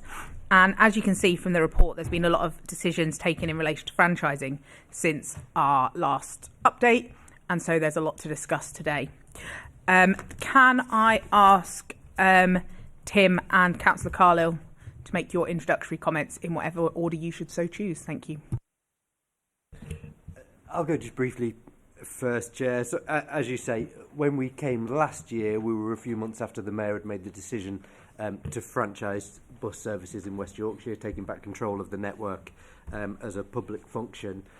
Not many of the formal decisions have then been taken, but you've seen in the papers today a summary of all those decisions we've taken around depots, fleet, and then starting the network with the first contract going out to tender for operators to take over some of those areas in the rolling programme, and that's a bit detailed in the report we'll come on to. We've also provided the general update in bus services and how they're operating in West Yorkshire, but specifically Leeds at the moment, so we'll be very happy to have a discussion around those. Obviously the original inquiry was around advancing bus provision, hence why we've been quite forward on the franchising bit at the beginning of the report. I don't know, Tim and Paul, if there's anything you want to briefly touch on.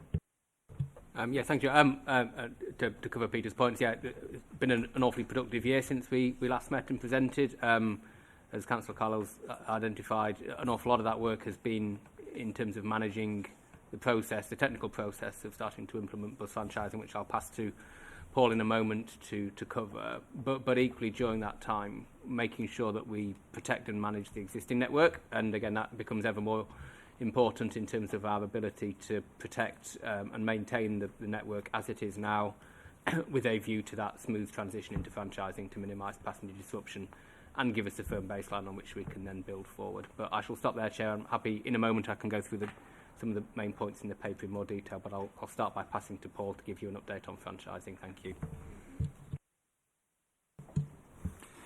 Thank you, Tim. Well, yes, a lot has happened over the course of the past year. You may recall when this was presented a year ago that we outlined 3 sort of stages of the bus franchising journey, which is set out at 3.2, and it's obviously encouraging to know that although the pace of change is rapid, we're now actually into that second 18-month block, which you can see on your chart there, having reached one of our first key milestones of going through the first procurement, which I'll come on to in a moment. So I think at the last meeting in November last year, you heard that the programme was really divided up into 5 work streams at the time. We're actually growing that now, but there were 5 at the time, which are listed here: contract, network, assets, customer and data. And I'll just very briefly highlight the key elements of each, but be very brief because the content's in the paper. As far as contracting is concerned, we have now issued the first tenders to operators, having gone through market engagement with all operators, large and small, during the course of the last 6-month period.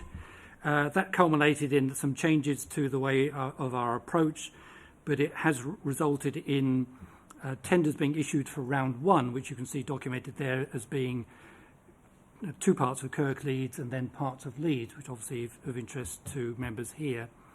So they are in round 1, and in that round, you can also see under 3.6, and this would have been set out before, I'm sure, that the rounds were divided into large contracts, smaller contracts, and school contracts, tier A, B, and C. So we have decided to go for a 5-year contract with 2 1-year extensions, which you can see in 3.7. And the timelines that we actually have hit at the moment is that we have, as I say, have issued the first ITTs, the first tendering documents, having gone through a pre-qualification stage, and we're now in the process of a dialogue phase with prospective bidders. That carries on up until around Christmas time, and then we will go into issuing any final contract changes to prospective bidders. Then that results in responses by operators for all tiers, and then an evaluation process resulting in a contract of award in around about the summer, June next year, ready for a 9-month mobilisation period to get us to April 27, which is when the first round of contracts come into effect. We then begin the same process again. In fact, we've already begun the same process again for the subsequent rounds. So, been a lot of activity in contracting. There's been equally a lot of activity around our lotting strategy, which the CA approved since we last met here. And clearly, the aim has to make sure that there is contracts are structured in a way that they are attractive to bidders, both large and small. And so the structure in terms of the network and the lots, which were set out in terms of the round 1, Kirklees, Huddersfield, Leeds, etc., were formulated as part of that lotting strategy approved by the CA. The CA also approved in September the service specifications, which needed to go into the tenders, which again were built around for larger contracts being determined on the basis of specifying the start and end points with the frequencies and the span of day, but allowing operators to determine the precise timetables. A different approach for tier B and C, where we're actually specifying the timetables. What was set out in that network specification, and indeed in the original assessment back in March 24, was that the network would be based upon the network in operation in March 24, but crudely around the frequencies now existing. So the network that bidders will be bidding against is really on that structure, the network that was in place in March 24, but really, because of changes in demand, the current level of frequencies. But that network, of course, will provide the base and the foundation upon which the authority and members can then change and reflect what they want to do with the network from that point in time.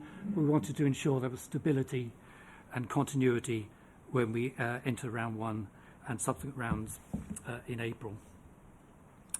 There is also a section on service permits, which I won't attend to go into, but this is really around routes which cross boundaries primarily outside of West Yorkshire, and it's a permit regime which prevents services coming in from neighbouring authorities competing with the franchise network, and so we are obliged legally to go through a consultation period with operators and other authorities and stakeholders, which again the CAA approved in September that we will do, and that will be commencing in early 26. But that is purely around these cross-boundary journeys. 3.14 is one paragraph, but there's a huge amount of work going on in terms of depots.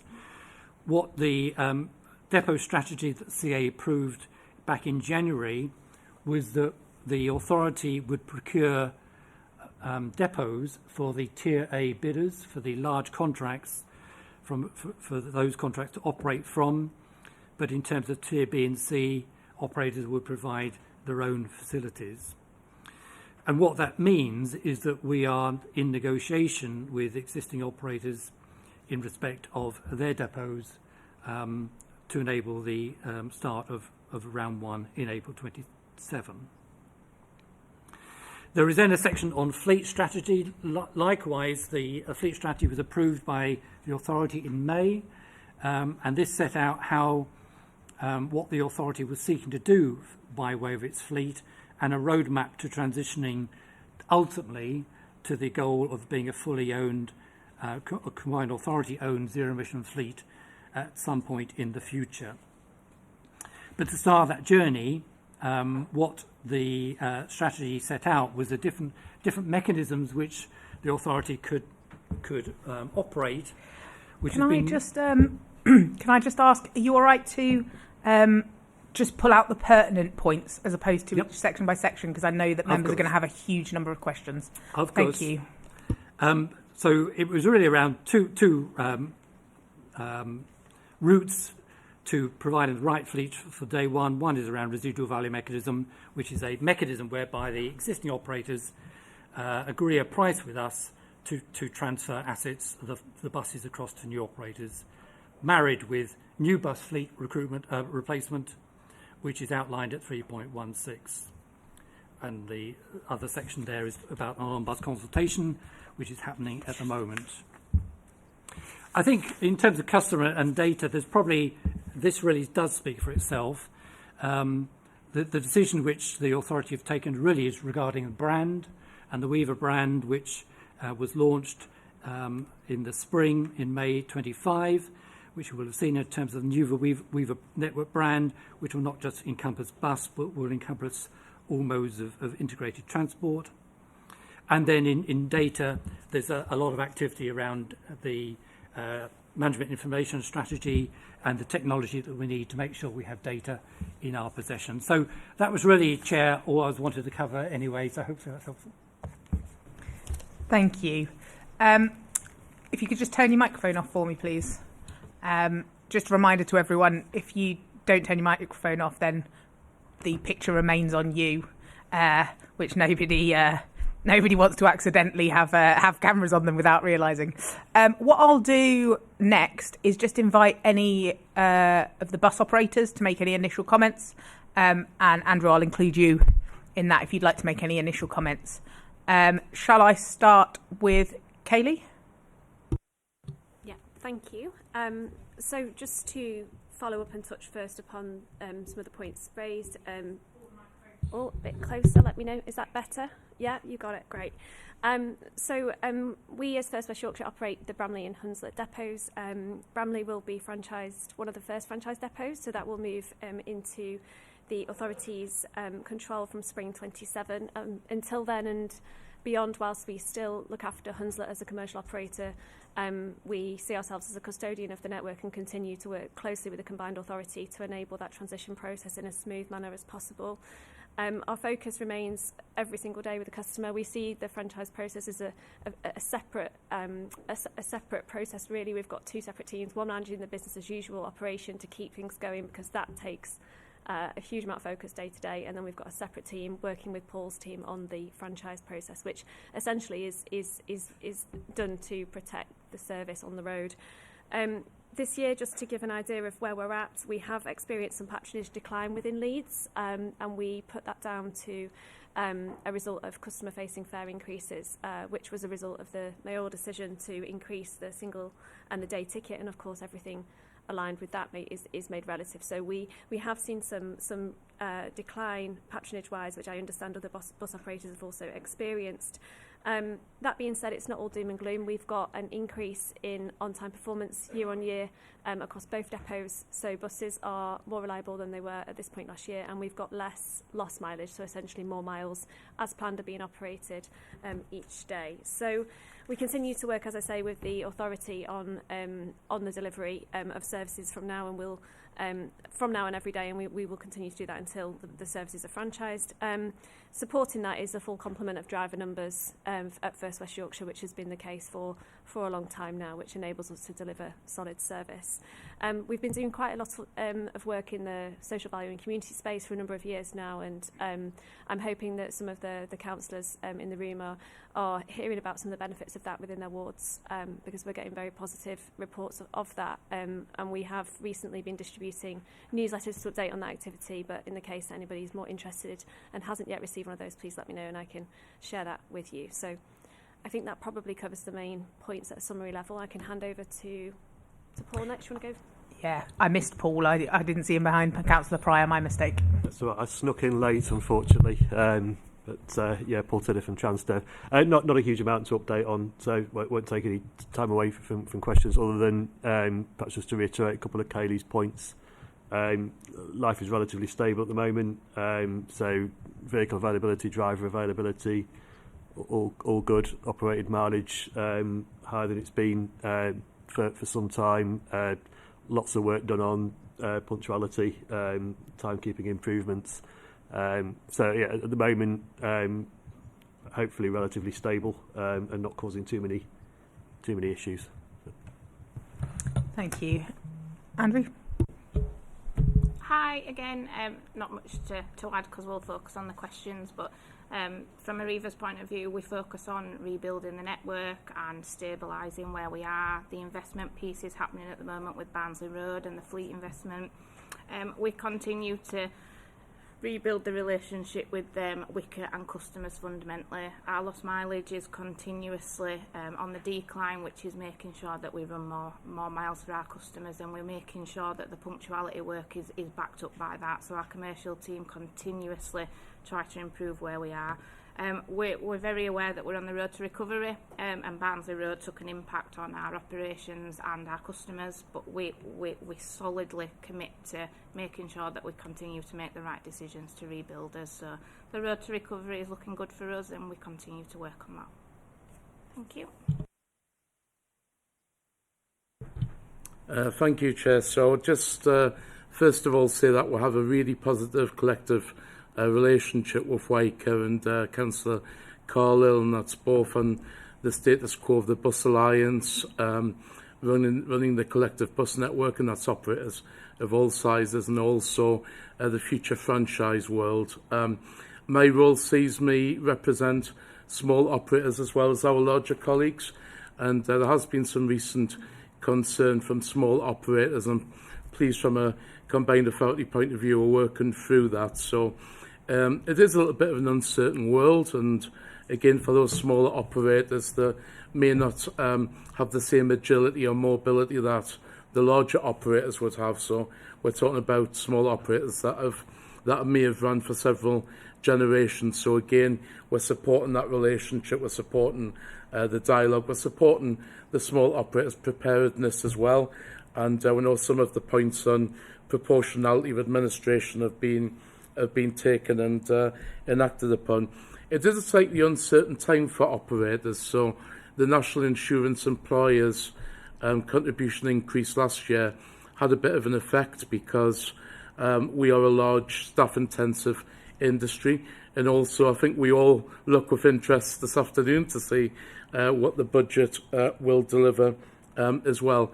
The final point I would make is it doesn't really matter who has control of the buses, what colour the buses are, the challenges out there still remain of trying to get that increased mode shift back, getting people back onto buses, getting people out of cars, and the management of the highways, releasing the economic benefits of bus, again, can be done so much as our economic report showed last year. There's significant benefits in faster journey times. If I had a spare 2 hours, I'll go through it, but we don't. So back to you. Thank you, Chair. Thank you. Tim, am I correct? You wanted to do a little bit more introduction? If I could, Chair, yeah. Again, I shall keep it brief in the interest of questions from members. Just moving on to section 4 within the report itself. Probably, again, drawing attention to the patronage position. Again, some of this has already been indicated by the operators, but again, a year-on-year shift there, which obviously we want to make sure we keep a close eye on, make sure that we understand the contributing factors towards what's created that reduction in patronage year-on-year. But equally give us the opportunity to then put in place the mitigations to manage those going forward and ensuring that we've got the right controls in place as we move closer, as Paul has described, to that franchise network starting in April of 2027. I will move on to bus punctual reliability, and again the operators have covered some of this, but again we are in a relatively stable and positive position. We've seen a marginal increase in terms of punctuality and an improvement in terms of the numbers of cancellations. Again, speaking on behalf of Arriva, they did have some really quite challenging positions as a result of their closure of Barnsley Road, which had an impact across the whole region and obviously brought down the levels of cancellations. But again, we're now seeing back to a much more stable position from their operations too, which has helped give us a more positive position in terms of passenger confidence in the system more generally. I shall briefly touch on mayor's fares in terms of the latest position. Again, since we last met, the mayor's fares position has evolved further. The mayor's fares were increased in March of this year, as indicated by the operators. But also we took the decision at the time to extend it through till the end of December of this year, which at the time was when the national scheme was due to end. In the spring budget statement, that, however, was extended through till March 2027. So we are taking a request to the Combined Authority next week to look to extend that further, to buy us sufficient time to take a longer-term view, and particularly, again, with a view then to migrate fares in a sustainable and managed way through to that franchise network. I think the only thing probably to draw to attention, the paper talks in quite a level of detail around what we do on passenger charter and passenger information, what we do in terms of engaging with user groups.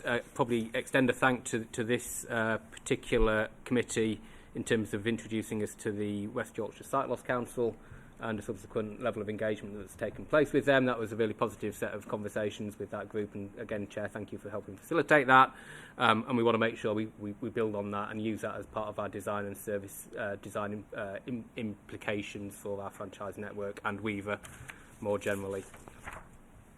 I think the only other thing then, Chair, and again I suspect this may have been a question that was coming anyway, but last section 11 on asset management, again people will be familiar with some fairly long and extended closure of the toilet facilities at Leeds bus station, and we are working on that at pace to try and rectify that and get them open before the end of this calendar year, but also probably recognise that there is further investment required in that asset in terms of the roof, which was a significant contributing factor for why the toilets were closed in the first place.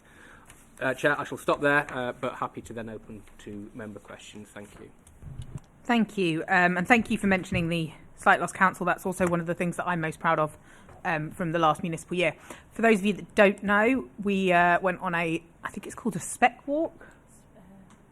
Sim-spec walk, that's it. And it simulates different sight loss conditions. If anyone would like to try that, we still have those contacts and could absolutely organise for it to occur again.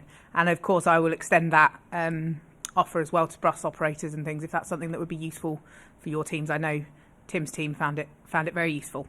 Okay, so we'll open to member questions. Councillor Thompson. Thank you, Chair. Thank you. I do have a very long list of questions written, but I will try and keep them brief and focused. So one note is that actually fares are still lower with the Mayor's fares than they were before they were introduced. It was £2.90 for a two-mile trip from Guiseley to Geedon 4 years or so ago. It's now £2.50. I suspect it would have been £4 otherwise, or possibly more. It's been really good to see more forward planning around major works. What we are seeing, however, is an accumulation of smaller works, be it Yorkshire Water and other matters, that are affecting the longer routes out of the city and causing significant disruption. It seems like there's less coordination around those, and that would be really helpful.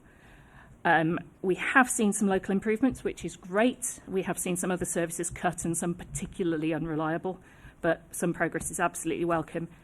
A concern for those of us relying on Hunslet, we have some very old vehicles, 2007, 2008 registered, although they appear to be more reliable than the 2020-22 registered ones that seem to fall apart quite quickly.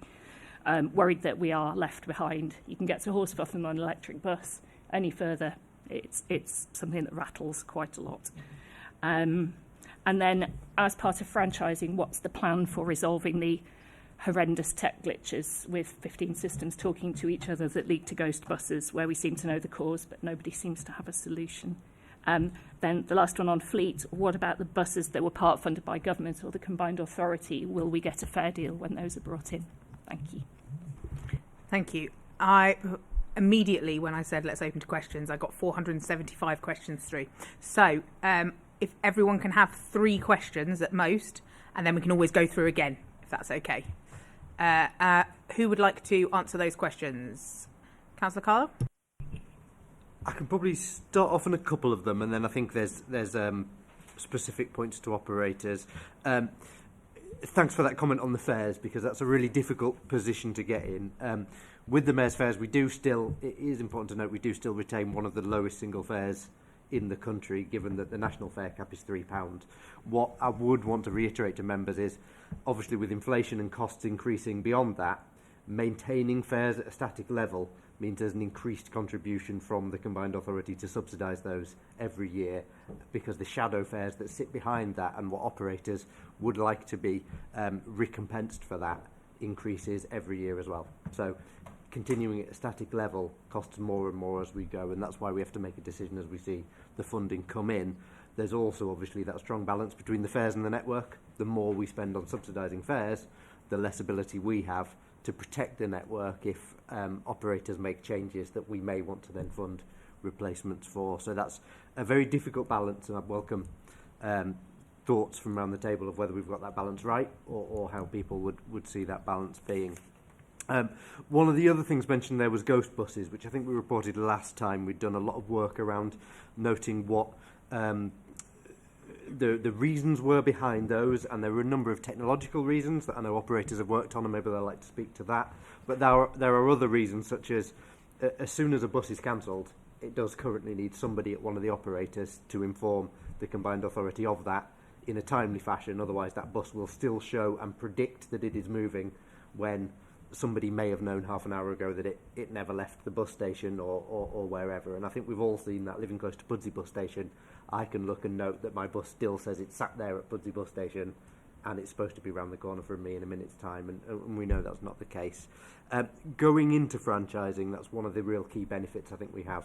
There will not be particularly more money within the franchised world that there is in the normal one, and Andrew's correct to point out that the same issues around the network are there. It's just us making the decisions about it, I guess, rather than separately at private operators. But what we can do is bring that data together to have a data centre and a network control centre that is within the combined authority, that works very closely with district councils, that can deal with that information about works on the highway, how the buses change, and it'll be the same people running the bus network that then have to press the button to say that service is cancelled and not turning up. And I know what we'd really like to work to do is to then get you some better information on that screen, so it says it's cancelled, it's delayed, there is a very clear view, whereas at the moment there are too many times where the bus disappears off the screen because we don't have the information to track that.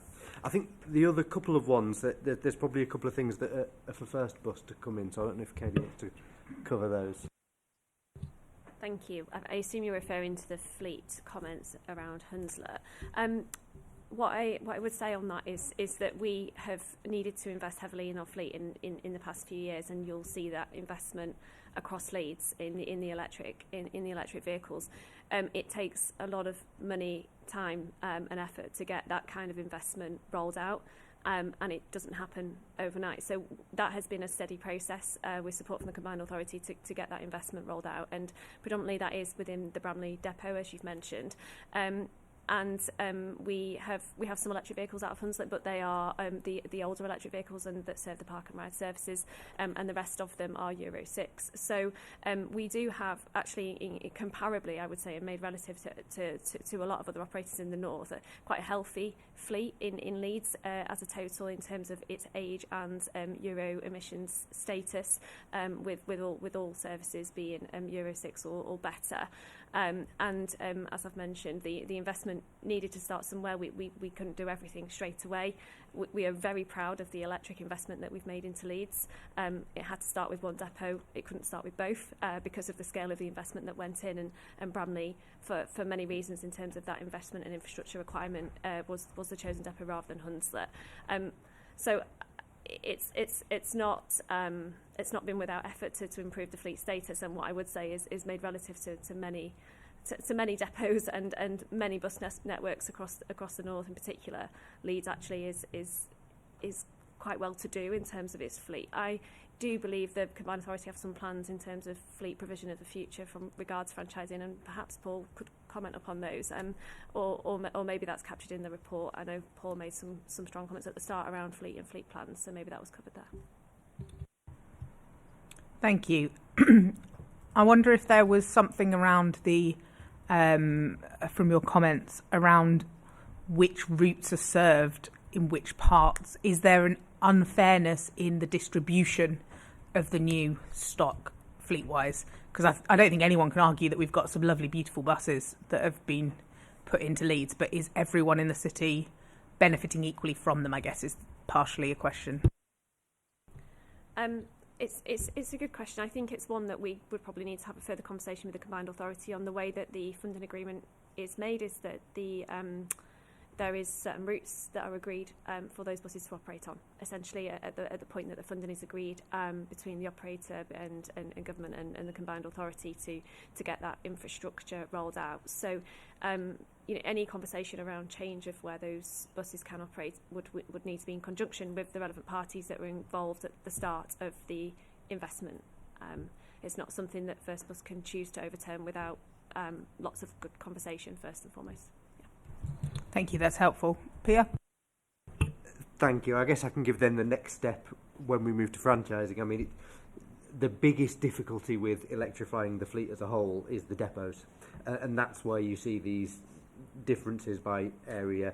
Bramley depot was challenging to electrify, but it was a lot easier than some others. And I've seen the work that went on there, and there's an immense amount of work that's taken to get that level of fleet in.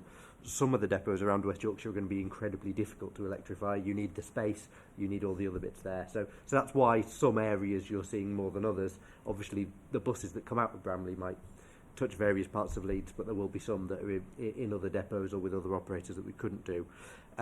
Just to touch on Paul's part around as we bring the fleet into franchising, the fleet decisions made by the Combined Authority have the residual value mechanism of us taking on the newer fleet that operators have, and then any of the older fleet that we won't take on or any that operators choose not to make available in that mechanism will be replaced with brand new electric vehicles wherever possible. So what you will see on day one of franchising is a mass switch to newer vehicles. Some of the reasonably new vehicles that operators are currently running will still be there, but a lot of the older ones will immediately move out of the network, and there'll be new ones brought in.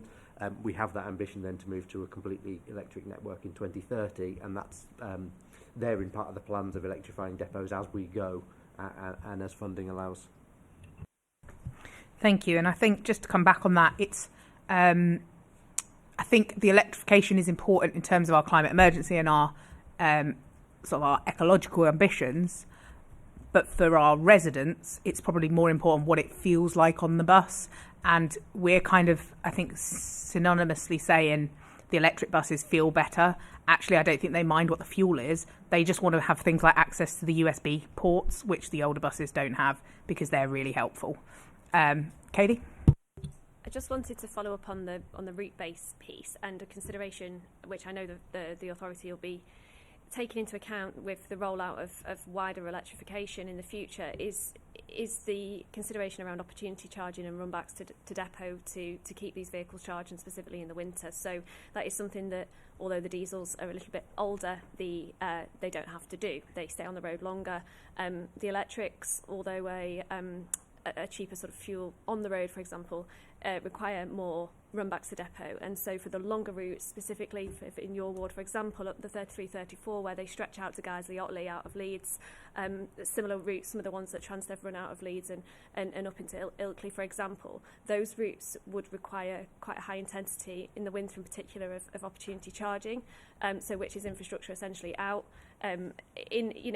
Along those routes, and if that's not possible, it's a run back to depot to get these vehicles charged again, so we can get them back on the roads. So, whilst there are many benefits, sometimes in the winter months, they don't come without further consideration and essentially cost then to keep those vehicles moving. I just wanted to make that point around route choice, which could have perhaps been part of the early decision around route placement when the Zebra funding was secured. Tim? Just briefly, Chair, you mentioned about passengers' expectations in terms of on-board and fleet standards more generally. That's exactly why the Combined Authority is undertaking the consultation. It's currently got live at the moment, and again, I'd encourage people to go onto the Your Voice website to look at that. We've had about 3,000 responses so far, which is really positive, but obviously the more the better. And again, we want really good and strong views from members of the public in terms of what they'd like to see on vehicle. With any suggestions, welcome. This isn't just about kind of whether we would like 1, 2 or more wheelchair spaces, which is clearly an important point, but also those wider standards in terms of on-vehicle experience as well. Thank you. Excellent advertising of the survey. Well done. Okay, Councillor Jones? So, as a long-term critic of this performance of so-called buses, my question is on customer services. The biggest complaint I get as a councillor is your inability to answer a simple question, such as why aren't my bus turned up, and what happens is I've had every excuse from... The only thing I've yet to have is that Leeds has had a nuclear attack. That's about the only one I've had missing, including congestion on Sunday morning, which is quite interesting. So will the customer service now move to one place, or will it be still down to an individual operator? That's quite important that we understand that. And I'm going to ask you the question I asked at Wyker 4 times and didn't get an answer to. Where we have people who are left vulnerable because a bus has not turned up, what provision and how are we going to support them as women, the disabled, the elderly? What support are we going to put in place to make sure that these people are safe? They're the 2 main questions I get asked. But I assure you, the biggest number of complaints I get about is I ring up Birmingham, Bristol or wherever, Aberdeen sometimes, and I don't get a response. Or the response I get is not the response to the question that I've asked. That is a regular thing, and I've experienced that myself. I'll be absolutely honest. I've stopped using the buses simply because it's unreliable. And the great problem we have to accept is that part of the congestion in Leeds has been caused by the inability of bus companies to run a bus service. And people have decided, I can't do that, I'm going to use my car. You've added to that problem. So how are we going to address that and get people back on buses? I'm keen to do that, but I'm not confident that we're in a position where some of the operators will be able to deliver that. Paul? Thank you, Councillor Jones. Certainly in terms of the first point, the intention is that the authority will have a one-stop shop, a one port of call for all customer service requirements, whether it be lost property, whether it be information. So there won't be a multitude of different sources of the truth. There will be just one source of the truth answered in West Yorkshire. Now, the cautionary note to that would probably be is that doesn't necessarily mean that from April 27 that will be the position, because there is a transition period whereby we'll have part of the network in as a franchise network, where that one source of the truth will be provided, and they will have routes still operated commercially by bus operators until the end of, or towards the end of 2028.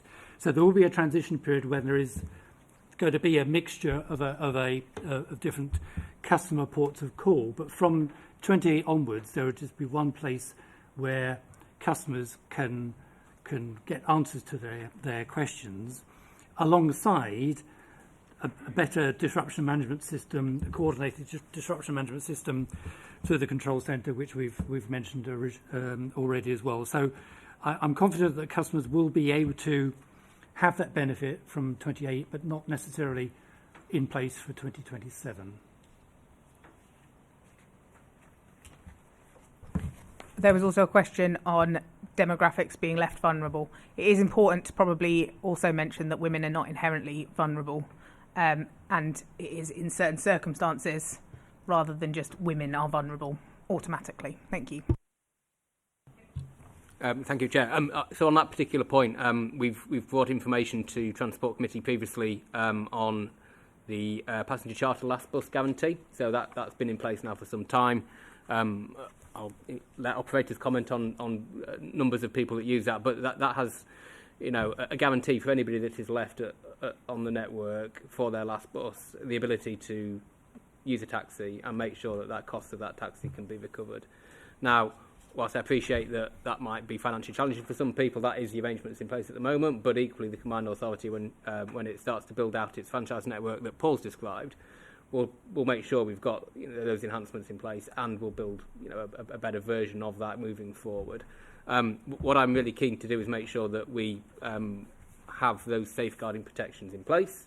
We make sure our franchisees, so the people that run the network for us in future, understand those obligations, because again, the driver acts as a really critical point of contact in that process and in that engagement with those passengers. So it is a multifaceted challenge, but equally one that I think we can make sure we have that level of consistency that Paul described, because there will be one place to go for this contact in future. Thank you. Can I make a request that when you do that, and when you're doing the franchising, we look at potentially having a higher fee for knocking the final two buses, so that it becomes less operationally effective to knock those out? Councillor Jones, you want to come back in? I'll give you a thought. Would it be helpful if some of the bus stops, I know we have you can tell you what time the bus comes, if you can hear it, that is, of course. Wouldn't it be not interesting if you could get a panic button on them? Would that be impossible? I know there's a cost to it, but I'm trying to look at solutions that may be helpful to people who are vulnerable. That's what I'm trying to get to. And Hannah's right. It's a raft of people who can be left vulnerable. And some of the bus stops we have are quite, how can I put it out of the way? If you go to Rawdon, for example, there's stops there where you won't see anybody for hours on end, to be absolutely honest. And I'm concerned about how we are failing to deal with that. And I've raised this, I think this is the 5th time I've raised this. And I don't think I've got an answer yet, to be absolutely honest. Tim? I'm happy to take on all suggestions. One of the other things that we are looking at as part of the one-stop shop that Paul described, and again, I appreciate this won't work for everybody, but increasingly people are reliant on and make use of mobile phone apps, so smartphone apps. There is a safety feature already in the M-Card app, but again, certainly the Mayor, and having conversations with the Mayor and others, is again to build on that, that system and build on that capability in terms of being able to report and respond to in a much more timely manner any concerns people have on the network. And again, stressing my previous point, that's why it is really important that we have drivers act in that capacity, because we want to make sure that they are the custodians of safety on the vehicle. And again, just on the last point around the cancellation and the kind of the penalty clauses, again, one I'm sure we can look at. What I would say is I don't think any operator would ever want to be in a position where they cancel their last bus. It's the last thing they want to do. And making sure that they can run that last service is really quite important, because obviously it presents its own challenges in itself. Thank you. I'll bring in Councillor Layton. Thank you, Chair. It's a question about procurement, specifically what your approach is going to be to service levels and service credits. what was in the ITT related to that, and will operators be influencing or shaping what that looks like as well? I can come back on that quite widely. Obviously, there will need to be a decision taken on what network, what the franchise network looks like at the point that we move every area into franchising, because the network is consistently changing. For the first ones, we've taken a decision that the March 2024 network, so when the Mayor made the decision to move franchising, is the base for where we start from. That said, there are some decisions that have to be made. Passenger experiences have changed during that time. Some of the services have gone down to a lesser frequency. Some of those we may have agreed with, and the lesser frequency actually supports the passenger numbers. Some of them we don't agree with. So, taking, for instance, the last round, we've got some services where we will be increasing the frequency from where it currently is in order to provide more frequency in areas we support it. There are some where we're taking the frequency as it is today, because that's a more sustainable way of giving passengers what they have. And if it might have reduced from March 24, then some of them we have taken the decision to continue with the existing frequency. But there are some areas where services have changed quite dramatically that we need to make a decision on. For instance, in the Headingley area, a number of the services changed route number. People have just got used to those numbers. It would be silly if we changed all that back to what it was before and decide to change that for the customer. So there's an approach where we have a basis that we take from March 2024, but then we look at every route and decide, have there been changes since then that actually be silly to roll back on, or have there been changes since then that we would like to roll back on and increase the service? And that's the way we're approaching all of them. All of those decisions go through the combined authority, so effectively it is the leaders and the combined authority making that decision of what the service looks like. We do have to obviously fit within that budget for what the franchise network can afford to have. So although we would love to increase all services to the best they've ever been, there are some that have adapted over time due to passenger demand, that if we always went for the highest level, I think we'd be putting ourselves in a struggle of either A, having to put up fares in order to cope with that, or B, having really difficult decisions we have to make at a later date that we don't want to make. So we're starting from a baseline. We can then build from then. Thank you, Paul. Just to add, in terms of the ITT and the process of going through, clearly there is an evaluation criteria, part of which includes social value, which I think was probably the Councillor Layton's point about credit. So, but certainly social value will reflect whatever bidders believe is necessary, whether it be through local sourcing or etc. in typical sort of public procurement rules. But we have adopted a higher percentage in terms of evaluation than Manchester have done in terms of that particular category within our evaluation. Yep. Sorry, I'm confused. I actually wasn't asking about whether you were going to put more buses on. I was asking about actually performance of buses in terms of on-time performance. I probably wasn't clear in that, but that's what I meant by service levels and service credits. I'm really keen to understand that that will be part of the procurement criteria. And I guess I'm concerned that operators today will influence that based on their current performance, and we're not thinking about actually what good looks like in the network. Thank you. I can start with a bit of the overview of it, and then colleagues can come in with more detail. You're completely right that we cannot take a decision just on what how the service is operating at the moment, because there are some operators, you know, we heard from Arriva about some of the issues they've had around their depot. They have made great improvements to bring back from what was a very below average reliability rate to now what is reasonably consistent with the rest of West Yorkshire, so that's great. But we shouldn't base how somebody else could run that network based on their performance and the struggles they've had previously, given there will be there could be a different operator in that space. The performance management regime that's within the contracts gives a minimum level of service that we would expect for that area, with both bonuses and the ability to have some financial penalties on that if they aren't met. In some ways they will be based on the operation of the current network. So For instance, if we take some depots, the services are much longer, the services face problems. I mean, Paul, you possibly with Transdev, one of the longest services we have that runs through my ward, which has to go through the cities of Bradford and Leeds to get somewhere, varies through Shipley and goes out all the way up to Keighley. It would be impossible to expect Paul to be able to give the same service on that as a service that went to Lawnswood Roundabout and back in Leeds, because there are so many more challenges. So we will have to take a decision from the combined authority level on what we think good reliability will be around that contract as a whole, based on the routes that it's delivering. That will be what's set in the performance management regime for the first contract, and then it will increase year on year from then until we get to a point where we think that's the best it possibly could be. I will say, Paul started off there our comparison against Greater Manchester, which we don't do at all times, but sometimes we like to do. What is really reassuring here is that we have much better punctuality and reliability on services than they are currently seeing in Greater Manchester, and so we're starting from a higher level. That means in many areas there isn't as far to go as some of the benefits they saw when they moved franchising, but there is a lot to do in a number of areas, so that's where we'll be moving first.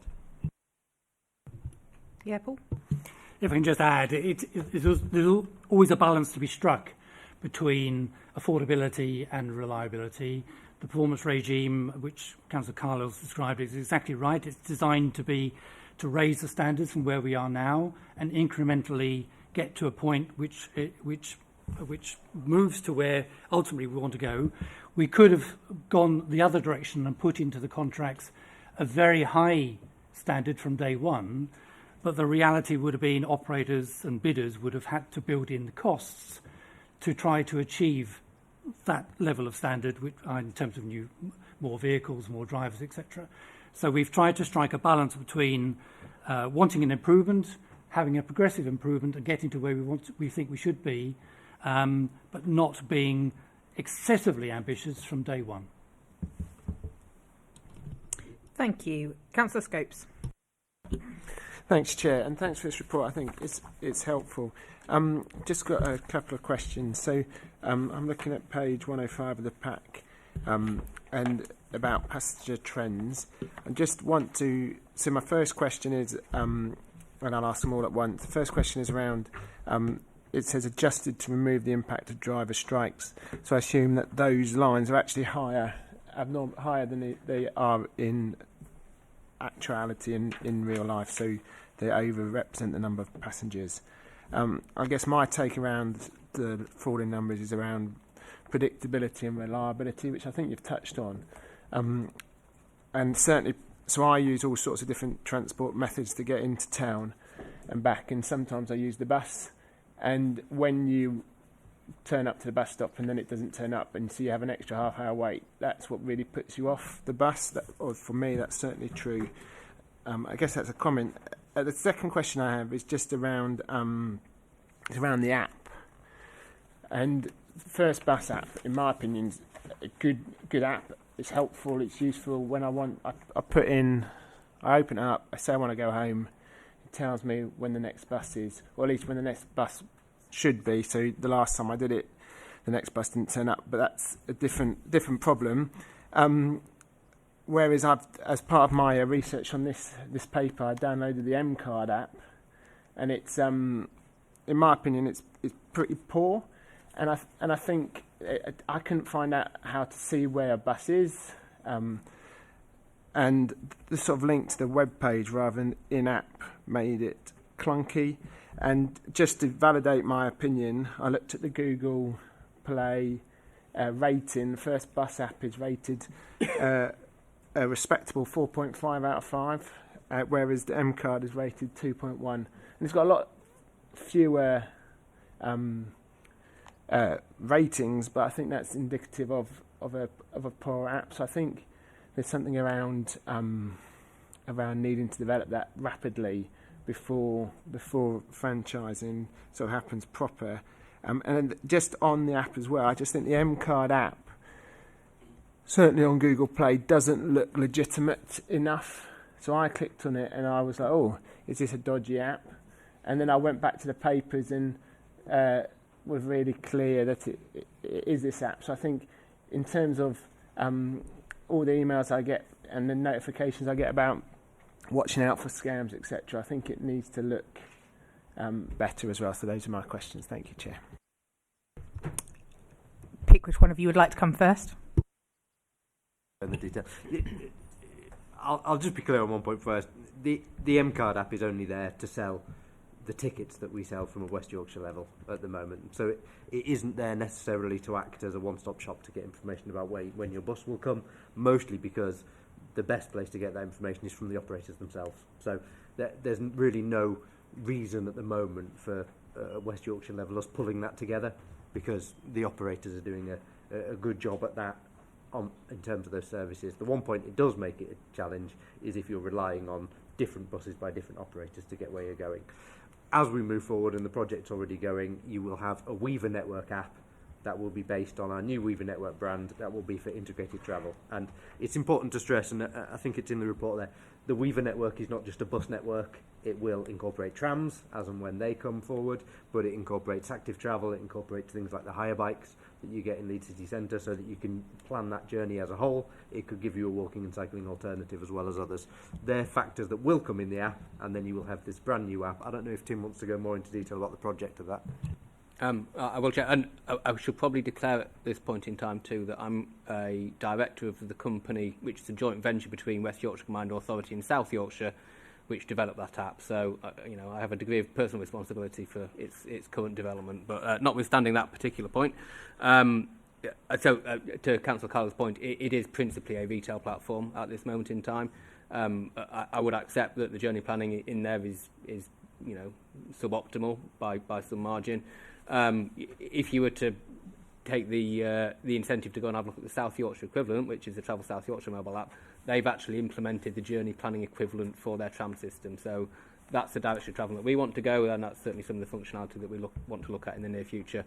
And again, as Councillor Carlisle mentioned, there are some really ambitious plans, and again, the Mayor has been really articulate in this in terms of her expectation of what that app will do in future, both in terms of journey planning, but also passenger information and personalisation too, to make sure that we actually know more about you as an individual, but also help you in that in terms of giving you better contextualised information as part of your journey and journey planning going forward. So that is absolutely the intent of that Weaver app as we move forward. Just say briefly on the driver strikes, I think that is just a generic statement in terms of that point under 4.1. I'm not aware of any recent industrial action that will have affected these quarters in this report, so I think it is just a generic should that have been the case at any point in the past. Thank you. Just for transparency, in my chair's brief, I also asked about with the journey planning, once you get on a bus, if you have to get on multiple buses and your thing refreshes, suddenly it doesn't recognise what bus you're on, and therefore it tells you to get the next one. So you end up losing the bus connections you originally had if you don't screenshot it beforehand. And I was informed that that would be in the new Weaver app. You'd be able to log sort of which bus you were on and get the connection from that bus in real time, which will make a huge difference, I think, to those of us on buses. Councillor Goodall. Thanks, Chair. So every year I do a survey with students because I'm heading in Hyde Park Ward. I do something to encourage them to not bring their cars to Leeds, because if every student in a 10-bedroom house bought their car, we would have absolutely no room aside from anything else. 600 students replied. The biggest answer was reliability, the lack of reliability for why they're not using the buses. It's worth bearing in mind now that the number of students, the proportion of students working part-time in the last couple of years has gone up from 40% to 60%. So a lot of them need buses to get to work as well as to get to uni. Just as an example of the reliability, the other day I was trying to get a bus, information screens went from 2 minutes to 14 minutes to 6 minutes to 2 minutes just for one bus. So they're not, the screens aren't reliable. I know we've talked about that in terms of ghost buses, but it makes people just walk away from the bus stop because you can't rely on it. So what are we doing about that? Sixth formers, we had a sixth form event on Monday. There was a lot of concern from the sixth formers about the safety on buses, both on school buses and on general Leeds buses. That is not only affecting bus use, but it's also affecting school attendance. People are just so fearful of actually going on the bus that they're not going to school. What can we do about that? The other thing we have is, Councillor Scotes partly mentioned this, where you've got the buses that aren't very regular. for example, the number 91 goes through Headingley. If it's only every hour at some stage of the day or every half hour, if you miss it, that's a nightmare. What seems to happen is you have those stops, I can't remember what they're called, where they have to stop and wait till the bus time, but there's such a long distance between the stops that they're often several minutes ahead. So people miss the bus because it comes so early. And then there's not another bus for half an hour. You're really stuck, and people really rely on those kind of outer Leeds buses. So is there anything more we can do to make sure the buses aren't leaving too early, and indeed to get more screens on those bus stops, because a lot of them don't have screens? Thank you. I think there's a lot of this best coming to Tim for some of the detail. I'll pick up on the point on safety though, really, as well, because that is a key issue that affects the bus network at all times. For instance, there's the difference between people that feel safe in the bus in the day or on the bus in the evening, and there is a mass discrepancy between those two, as you'd imagine. Obviously, one of the real difficulties you have of that public transport safety is that only a proportion of that time is while you're on the bus. You have then your experience at the bus stop, you then have your walk to the bus stop and such. So there does really need to be a better coordination between all services in that. In terms of on-the-bus safety, we've got a few things that have come forward that are really helping.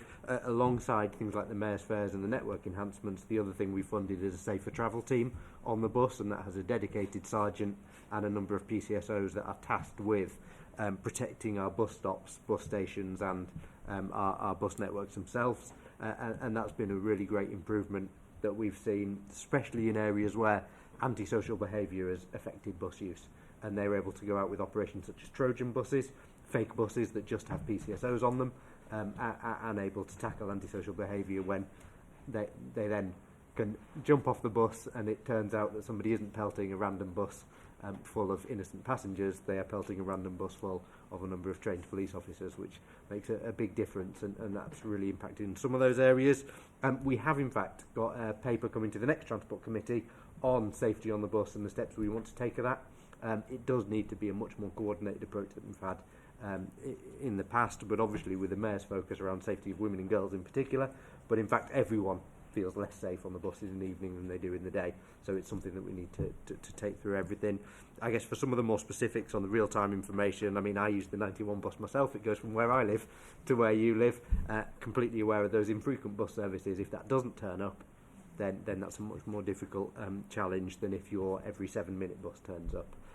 We do have then, when we've got that coordinated centre to look at traffic and reliability, decisions in-house we can take, and we do have a focus on trying to make sure those less frequent buses aren't the ones that somebody decides to drop when you're a driver down and such, which I know operators do.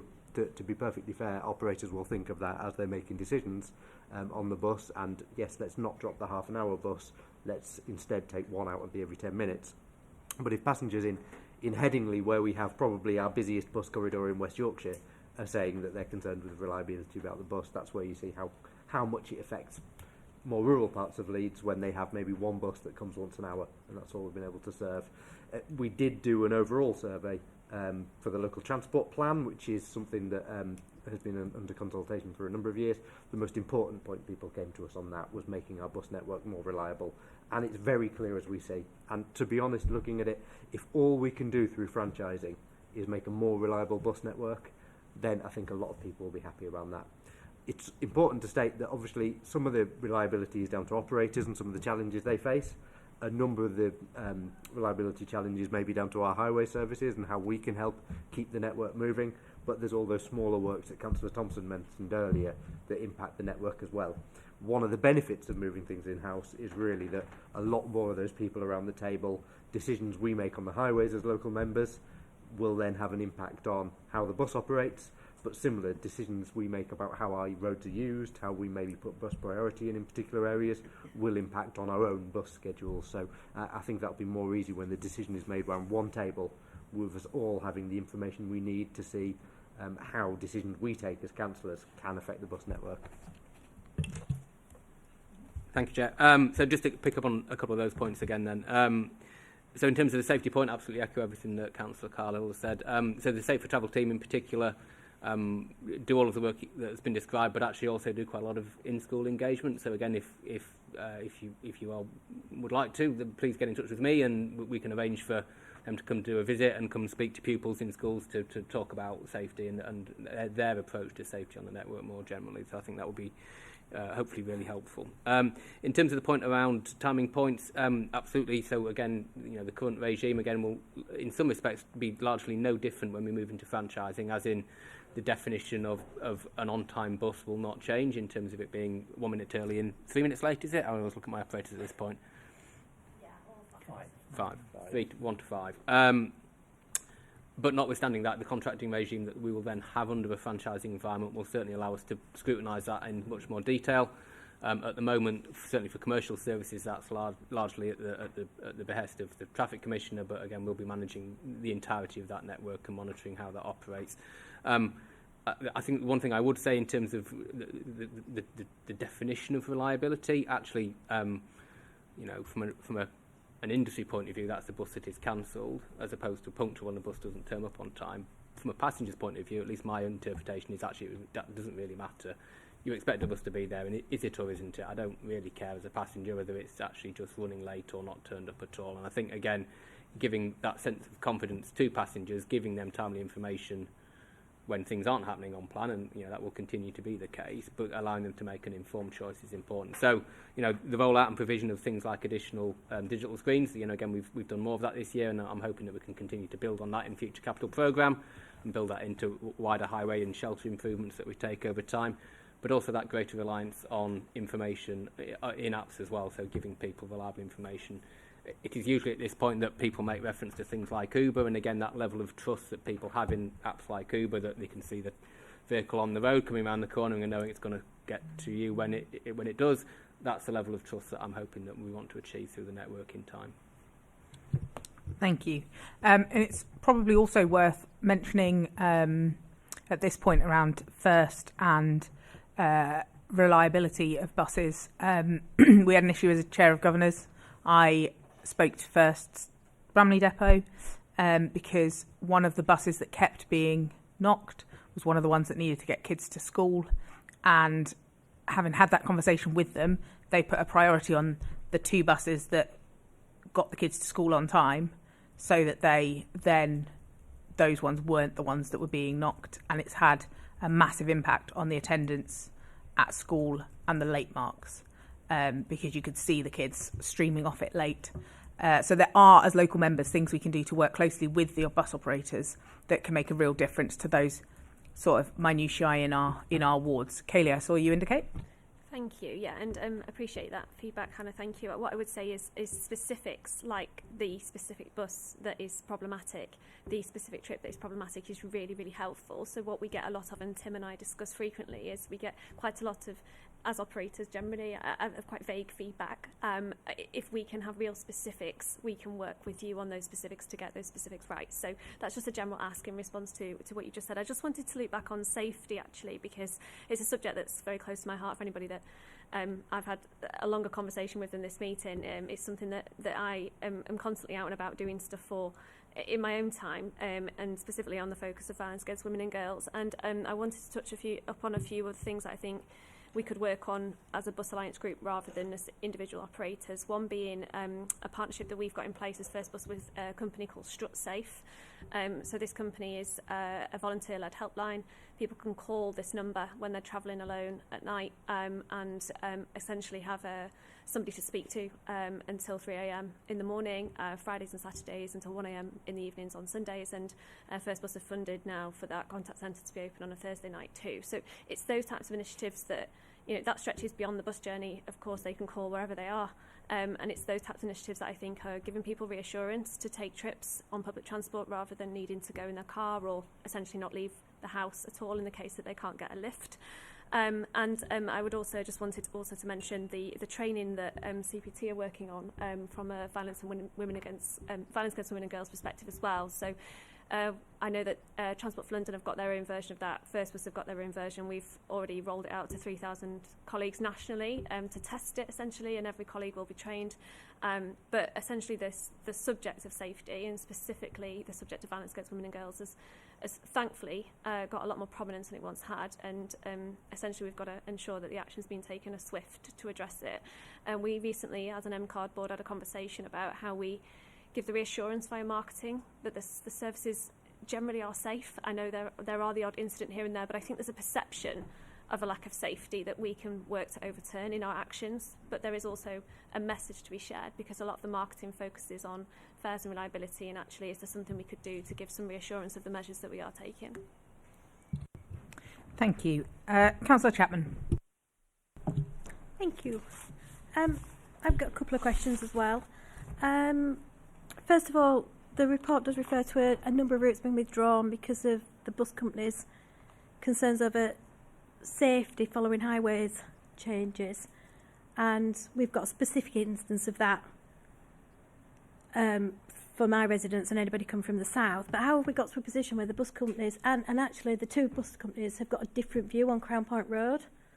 As I understand it, first travel down it, Arriva don't, and that causes us a heck of a lot of problems. Our students can't get to college without crossing Hunslet Road, or can't get home without crossing Hunslet Road. So basically the question is is how do we stop that from happening, and how do we get consistency, because it should be the same.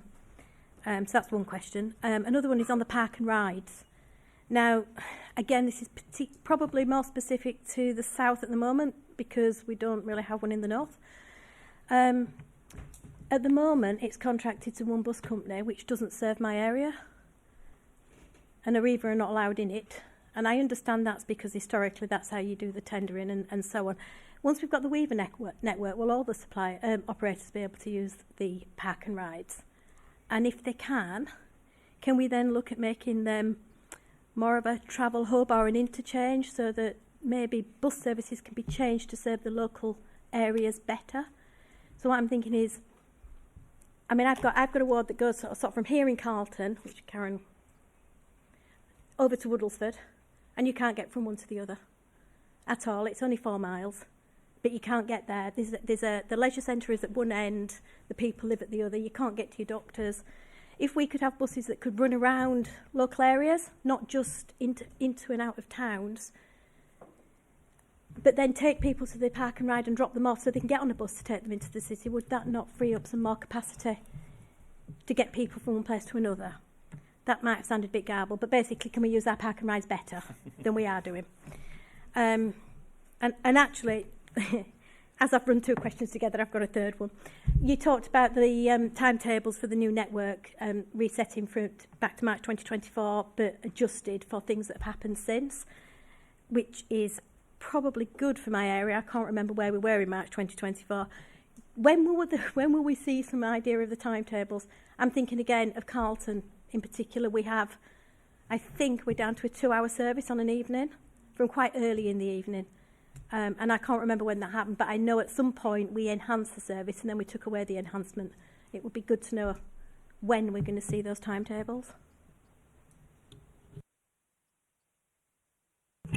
Thank you. I can come in on a few of those points, and then there might be more detail. Some of the points mentioned in the report that you've noted there, we've got those points around bus services thinking of different roads and the roadworks that we had first in the city centre.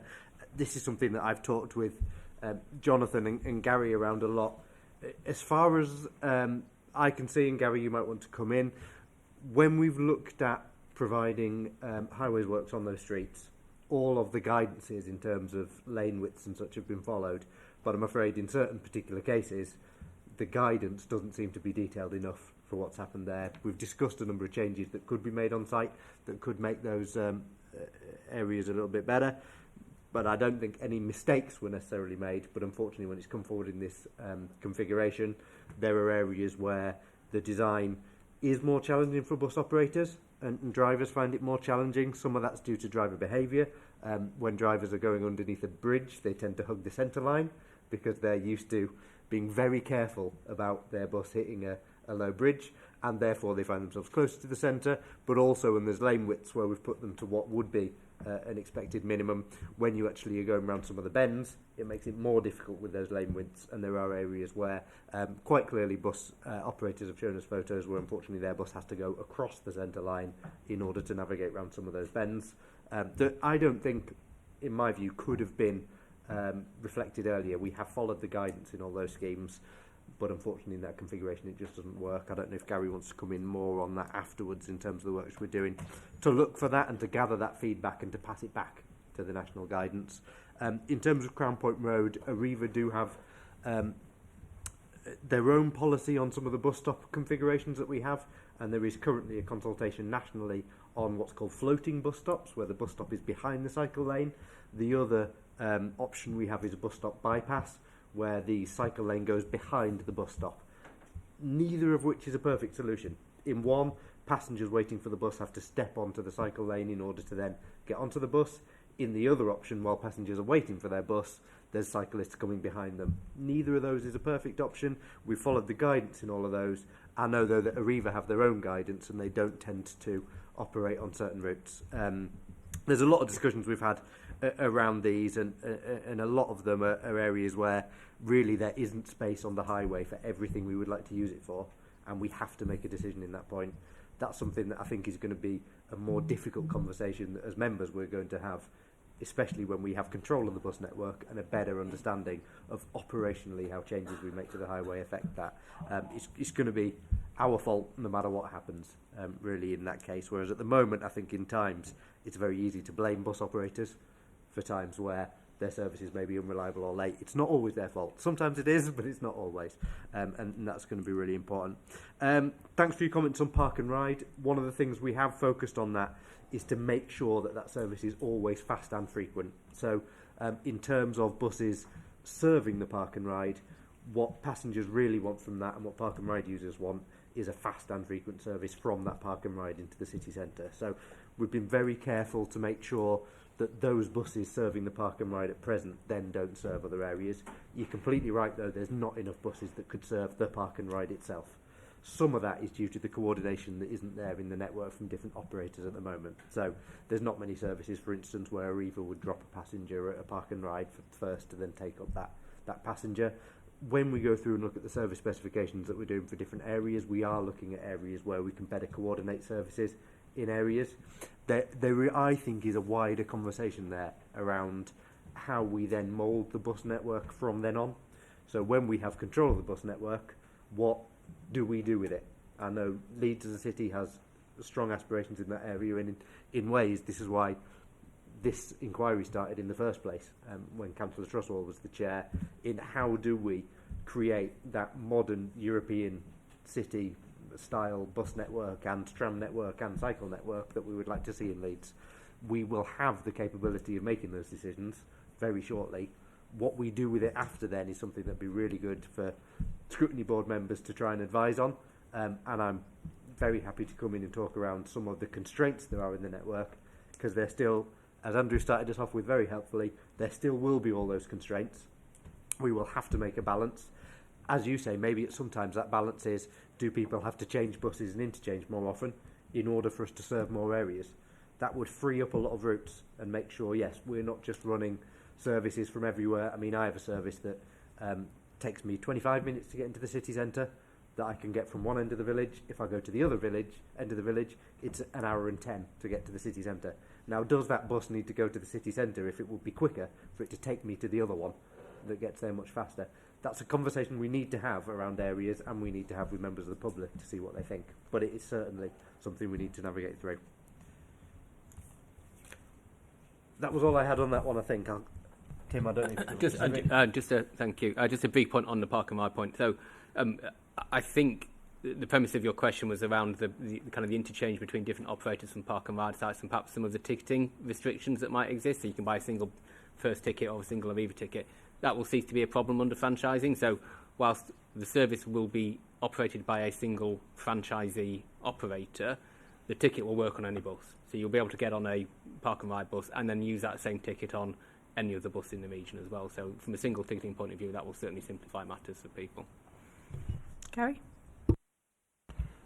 Just a couple of quick comments. On the Park and Ride one, I think there is an improvement to be made here, and there are 3 members of the Park and Ride board actually in this room: Kaylee, myself, and Tim. So we've heard the request, and obviously we've had a phone call recently anyway. On the Whitehall Road and Crown Point Road issues, over the years, I think collectively we have delivered lots of bus priority measures which have gone in very well, been well supported by all parties and partners, and been very successful. Crown Point Road and Whitehall Road are probably not in that bracket. Whitehall Road is one that's still under review, and hopefully we can sort that one out between us. There's quite a history to it, and I think in the process of consulting on schemes with bus operators, I think there are lessons to learn, I think on all sides really, including my team, about taking objections or comments that are being made. And sometimes there are just differences of opinion about how the network is performing and then what bus operators do as a result in the current arrangement. But as has been mentioned, that will change in the future, and we will work with the combined authority on the franchising arrangements going forward. Sorry, I missed one of your questions, Councillor Chapman, which was in some of those enhancements that we made. I think some of the services that you're referring to in your area will be enhancements that were put in under the Mayor's Bus Service Improvement Plan, where we've been able to fund a number of services over the time, some of which have then been able to be retained. In a number of areas, there are services that are operating on those. We enhanced a number of evening frequencies in the East Leeds, South East Leeds and Wakefield areas, as well as some of the daytime frequencies and weekend frequencies as well, with Arriva for a period. I'm afraid we then got to a point where Arriva had to come back to us to say because of their operational challenges they weren't able to support those enhanced services and needed to effectively double down on working on their core network, not the ones we were then paying for in addition. They're now coming back in a much more stable position, talking to us more about where enhancements could make. We'd love to talk to them about bringing some of those ones back again, because we'd be happy to fund them as we did. I wouldn't say we'd bring them all exactly back as they were, because I'd want to see, we never got a chance really to see whether they were successful, whether doubling the evening frequency did get larger passenger numbers, whether that was a good idea. Running bus networks is something that, as a combined authority, we haven't done for a long time. In a way, I'm very glad that Paul's here, because actually at the combined authority I think he may be the only one of us that's ever run a bus company, and that's something that's going to be brand new to all of us. But as we make those decisions then for service enhancements and for what the service will be going forward, I can't see any reason why we wouldn't put those back in because we thought they were a success, unless we're coming to you with evidence that says, I'm afraid we tried this and nobody liked it, but let's try something else instead. Thank you. Just a point on the buses at either end of your village, and not to be too specific, when we're thinking about where buses go, it's also really important to think what they serve, because that 1 hour, 5-minute bus means that my kids can get the bus from Pudsey to Monster Kids. Other soft plays are available. And actually, we need those buses that take forever to get to the city centre so that those of us with kids and caring responsibilities and things can bomb around inside our communities as well. Councillor Chapman, quickly, and then we're going to have a quick comfort break. Really quickly, I was going to say, that's what I'm trying to get at, is if some of the buses ran around places and the others went in and out of places, then you might be able to get both together. So that was what I was trying to get at. And the other thing, I just want to clarify, when you've got a situation right at Crown Point Road, and at the moment we've got 2 operators with 2 different views of what is safe and what is not, who will specify that under the franchising? Who makes that decision? Is it still the different operators that have tendered for the routes, or is it the combined authority? Thank you. And I think completely get your point on that route, Hannah, that we're talking about. I think the main thing is working out what that bus is for. If that bus is for you to make local journeys, then does it need to go to the city centre at all? Actually, you're right. This one, which is the number 16 that we're referring to there, is a fantastic bus because, as people at first will tell you as well, you will get people going from Pudsey to Farsley on that bus, then somebody will get on in Farsley, go to Bramley, somebody will get on in Bramley, go to Armley. Every one of those seats on that bus will have been used 5 times, 5 separate tickets on that whole journey. But actually it's serving the purpose of a number of very local buses rather than a bus that goes to the city centre. Let's see why that journey's needed. Could that be operated differently? I don't know, and that's a conversation we need to have with our residents about when we've got control of the bus network, what do we do with it next? And I'm very clear that the Mayor said she was returning public control of the network, not control to Tim or Paul or any of us here. So it's about how we start those conversations with members of the public around that. I think in terms of Crown Point Road, we will be setting the requirements for those bus journeys. The operators will be setting the timetables. That will be a conversation we'll have to have. We cannot put in place a timetable where operators may say they don't feel safe operating that, but I think you will see much benefit from the fact that it will be us dealing with those problems. As I say before, I think, to be honest, the team had followed all guidance on that route. There are times when we could have picked up feedback more clearly, but also where feedback could have possibly been given more clearly as well on those routes. I think it took some time till we really understood what the challenges were on some of those. I think it will be a lot easier when we're working in a franchised environment. I don't know, Tim, if you want to... Yeah, I was just briefly going to add, so at the moment, I say that decision is principally one taken by the operator, particularly for commercial services, because that is their choice to select a route and deem it safe, and understandably they want to make sure that it is a safe route on which they can operate. So because of the franchising specification process requires us to define the route, and therefore the operators will, through the tendering process, it gives us the opportunity to have that conversation with them, to Councillor Carlisle's point, and allow us to make sure that not just for things like carriageway width, but for low bridges and for other hazards as well, we get an awful lot of information back about vegetation, so our trees cut back adequately and all of those kind of things in terms of damage to vehicles as well. So that there's a real mechanism to allow us to do that thing properly, to define it, but also the contractor regime allows us to have that conversation going forward as well. So if we want to change a route in the future, we have the ability to do that in a much more agile sense.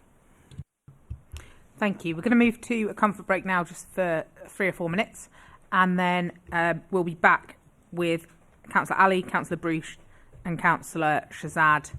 I'll ask all of you to ask your questions, and then you can answer all of the questions at once, everybody. Okay, thank you.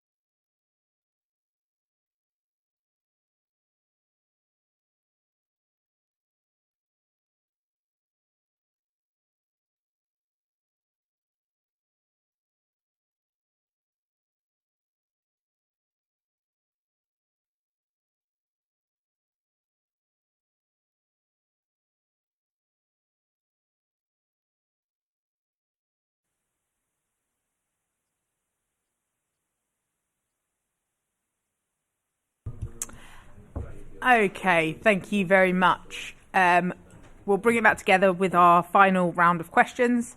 Councillor Bruce, we'll start with you, please.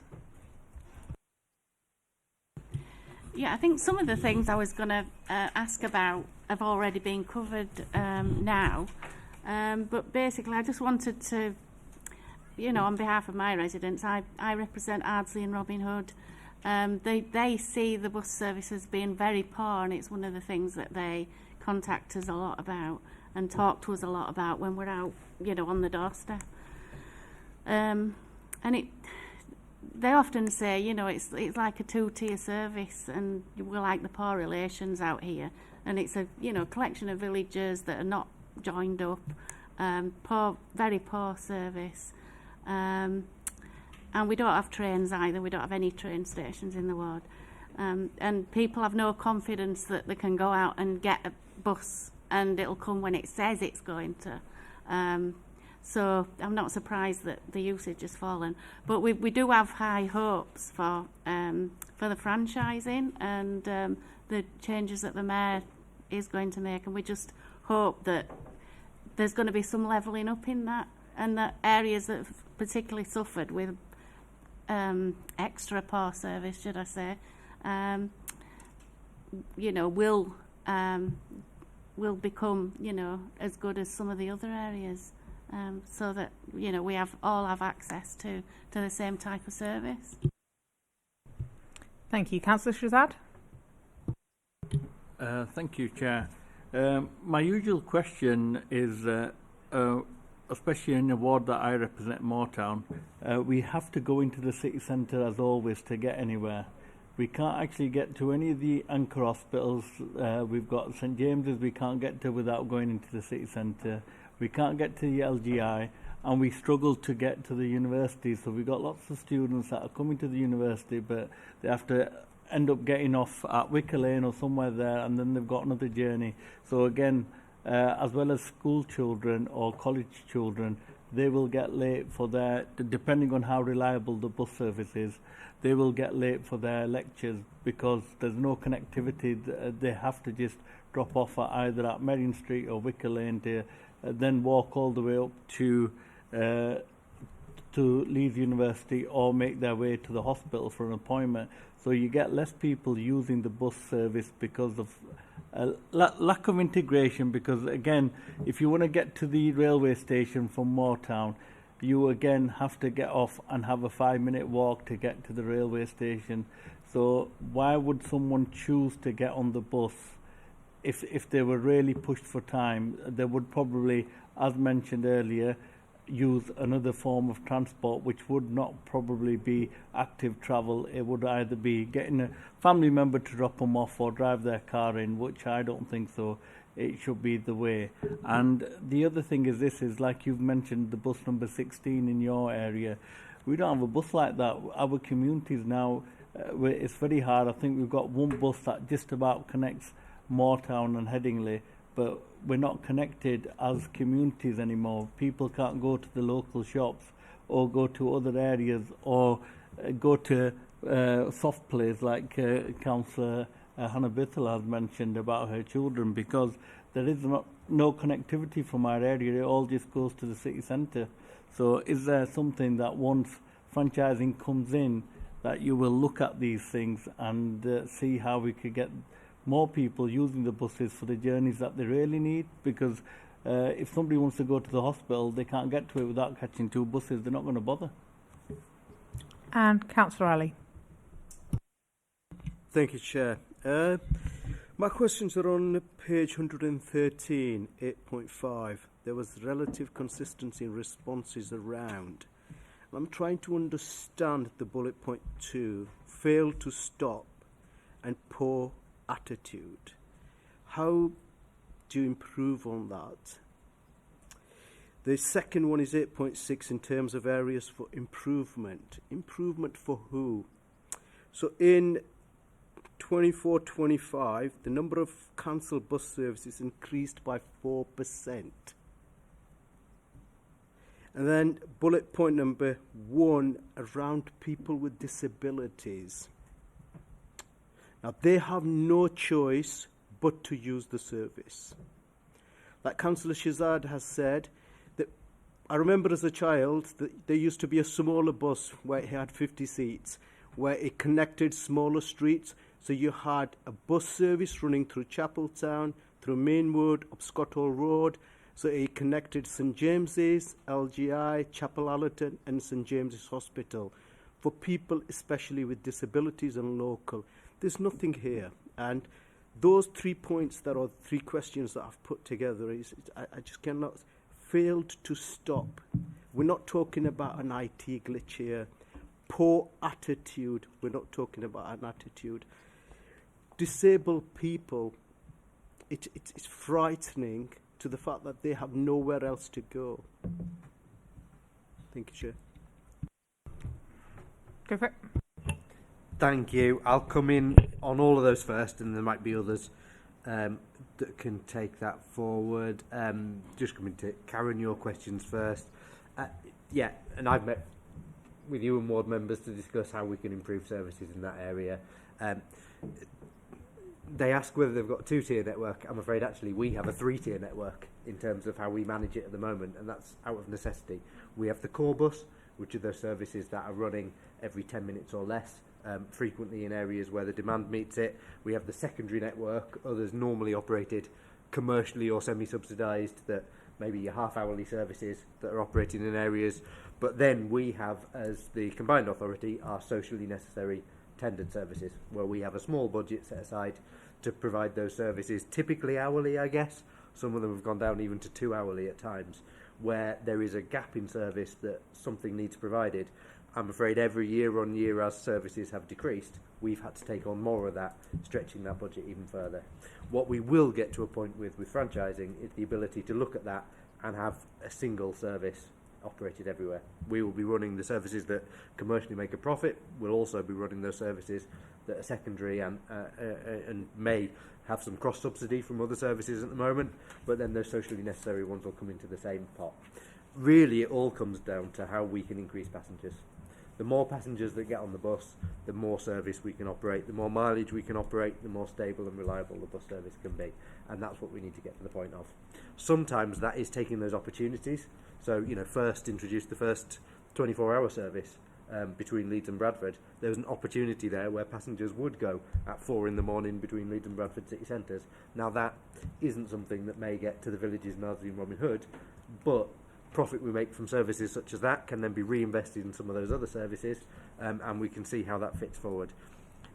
Coming back to Andrew, though, there is still a challenge there, and we had that question, I guess, that you asked Councillor Shadad about those services that you have. How do we change those services? One of the things we have funded recently is bringing back the first loop service, the 9 and 9C, which goes right round the ring road. That's something that we funded. Gradually that service disappeared since, I don't know when it was last whole, in the 80s, maybe early 90s, I'm not sure. It's gradually been decreased over time. Now you can get from Pudsey, White Rose, Moortown, all the way around the ring road in there and connect some communities. That's a start in seeing that vision you want to see, where yes, you could get from Moortown to Headingley. You could get from Pudsey to Moortown and similar without having to go through the city centre. Really, I think it is the back conversation we need to have when we have control of the network. How do we better use the buses we have? If we're not going to be able to pump a lot more funding into the bus network, and if passengers don't increase, how do we use those buses? Do we decide, well, not every bus you have goes to the city centre, half of them do and the other half make a loop round in areas? We could decide that if we wish, but that's a conversation we really need to have with residents on how they would like their bus service to look. Some of that goes into that point around Gipton and Hare Hills as well.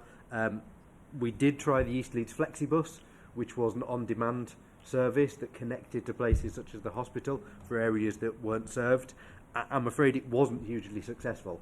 One of the reasons being for that is in many places the existing bus network was there still, so people used the existing network and maybe made 2 trips rather than called up for a journey. As well, I'm afraid when we had to take the decision to stop that service, we were subsidising each journey by up to £12 per person. They could have got a taxi for that for cheaper. Maybe taxis are part of that transport connection that we have to have if people are making journeys that are out of the ordinary. to run a bus service, you do need to have a large number of people wanting to go from one place to another, and you have to build that up with a reliable service in order to make sure people are going. There are some options that aren't going to work, and the East Leeds Flexibus didn't really work in that. There were a number of problems that plagued it, but we do need to have that conversation with residents. In terms of failed to stop and poor attitude, all I can say really to that is, as we are in control of the network going forward, we'll have a lot more conversations with operators around what training is there in terms of the drivers. To be honest, actually, in years we've had the attitude of the driver being the best result we have, and the friendliness of the driver and the helpfulness of the driver, and that's something we've always been really proud of, and that currently is managed by operators who do have a fantastic package of training around drivers, and they know they're the front of house for their service. They are the shop front, and they are the main point that customers connect with. They do have training around things like disabilities and requirements for their service, which I think there are always areas we can learn more on in anywhere, but hopefully we're working through those issues. What I think we want to pick up, it's great when there are areas for improvement, because they're things we can work on when we have control of the network and we can start asking those questions. I don't know if there's any specifics you want to pick up. Just two of the quick points on those, perhaps on those last points. So in terms of things like driver behaviour and passenger experience more generally, so the franchise contracts will contain elements of that in terms of our ability to monitor and measure, so number of complaints, for example, in terms of operator input. In terms of the disabled passenger perception, again, I think, to Councillor Carlisle's point, it clearly is an area that we want to make improvements on, but equally things like the vehicle specification consultation I mentioned earlier is a real good opportunity for us to both give those passengers and that cohort of passengers an opportunity to input to a service that they can help design, but equally then also make sure that when we do build those services in terms of the network going forward, that we've given them the voice to allow us to do those things more generally as well. So I think, again, it is a challenge, but also an opportunity that we would like to take advantage of. Very quickly. So my final question was regarding the 4% increase in cancellation based on 24-25. What's the excuse on that? Thank you. So we monitor those both cancellations and late buses regularly. In fact, since then, this is the period of that that particular survey that was put out. There have been improvements since then which have come up to some of the standards. So we're normally operating in high 80s in terms of buses on time and buses reliable. That's not good enough, and we want to go further than that, and that's why the performance management on those contracts will help. It is worth comparing that with other authorities, though, especially those with urban districts like ourselves, and in Greater Manchester the numbers are a lot lower than that, even following the improvements they've made since taking control of the bus network. So it is worth noting that we're coming from quite a high point in that, actually. I know to residents outside, if your bus didn't turn up this morning, that won't be much of a reassurance to you. I completely understand. But we have a good base to work from. And actually, one of the things is there are a lot of challenges in those numbers. What we really need to delve down is to the numbers of saying, well, why were those buses cancelled? Were they cancelled because there were roadworks? Were they cancelled because congestion was particularly bad that day? Were they cancelled because the bus broke down because it was older than it could have been or had a problem? Were they cancelled because the driver didn't turn up? All of those things are reasons why a bus can be there and can be late. Operators have a great amount of detail of that at the moment because they compare things that are operational performance issues from themselves against things that were outside of their control as well. And they have an acceptable lost mileage, which is, if they can't help but get that bus over the bridge that is undergoing works and they can't get across, then that's something operators can't work on. When we have all the people around that table managing the highways network, managing the operations of the bus, and making decisions on how we adapt our roads to cope with bus priority, I think we'll have a lot more that we can do.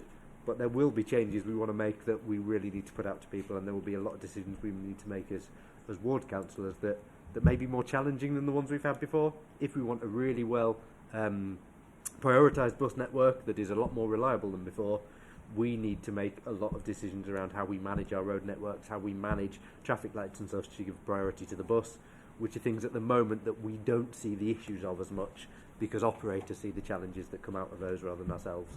But soon that'll be all of our problems. Thank you. Kaylee, I'm just going to ask 3 questions that I've got, and then I'll bring you in, which will give Gary some time to think about my answer that I'm about to ask him a question of.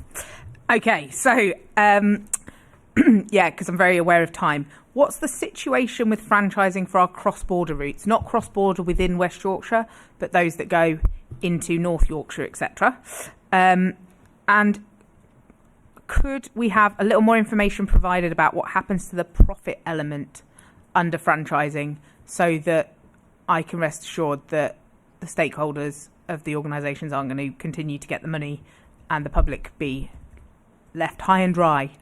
And then finally, Gary, can you provide us an update on the patronage of the park and ride service, please?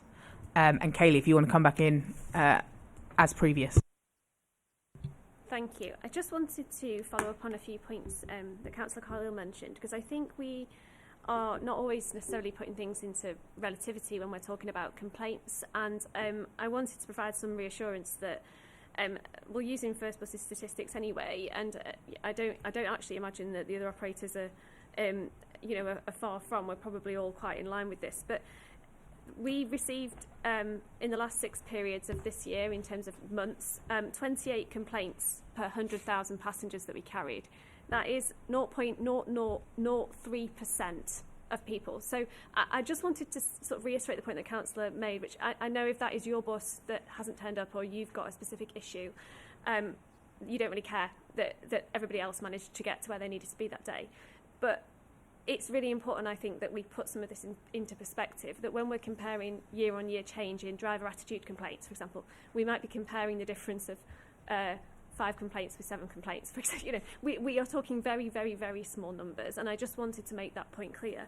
And the other point as well is when we talk about lost mileage and change in cancellation numbers, again, we're talking about the fact that over 98% of the planned buses that were due to operated, and that changed perhaps from 98.5% to 98.3%. I think we're really talking about small changes, and actually what we can take away some positivity, that 99% of those bus services are operating, that we aren't receiving that many complaints, which is, people are telling us when they need to, that things need fixing, and as long as they're being really specific, we're working on that.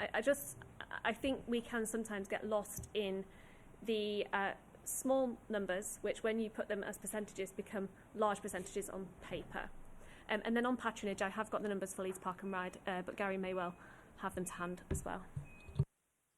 Just if I can come back, Kaylee, on that, I think that's probably a really good point about the percentages, and perhaps if this comes back next year or wider years into the future, maybe the way that we present statistics, because 4% does sound a lot, but actually if only 100 buses have been missed, then it's 4. So yeah, I take that point. I would be interested though to understand a little bit more, and not today, I think this will be something that would have to come back, to understand a little bit more about the complaints that you've got and how many you get compared to 10 years ago. Not because I believe that the services are better, but because I believe people are probably now just sort of, nothing is going to happen anyway.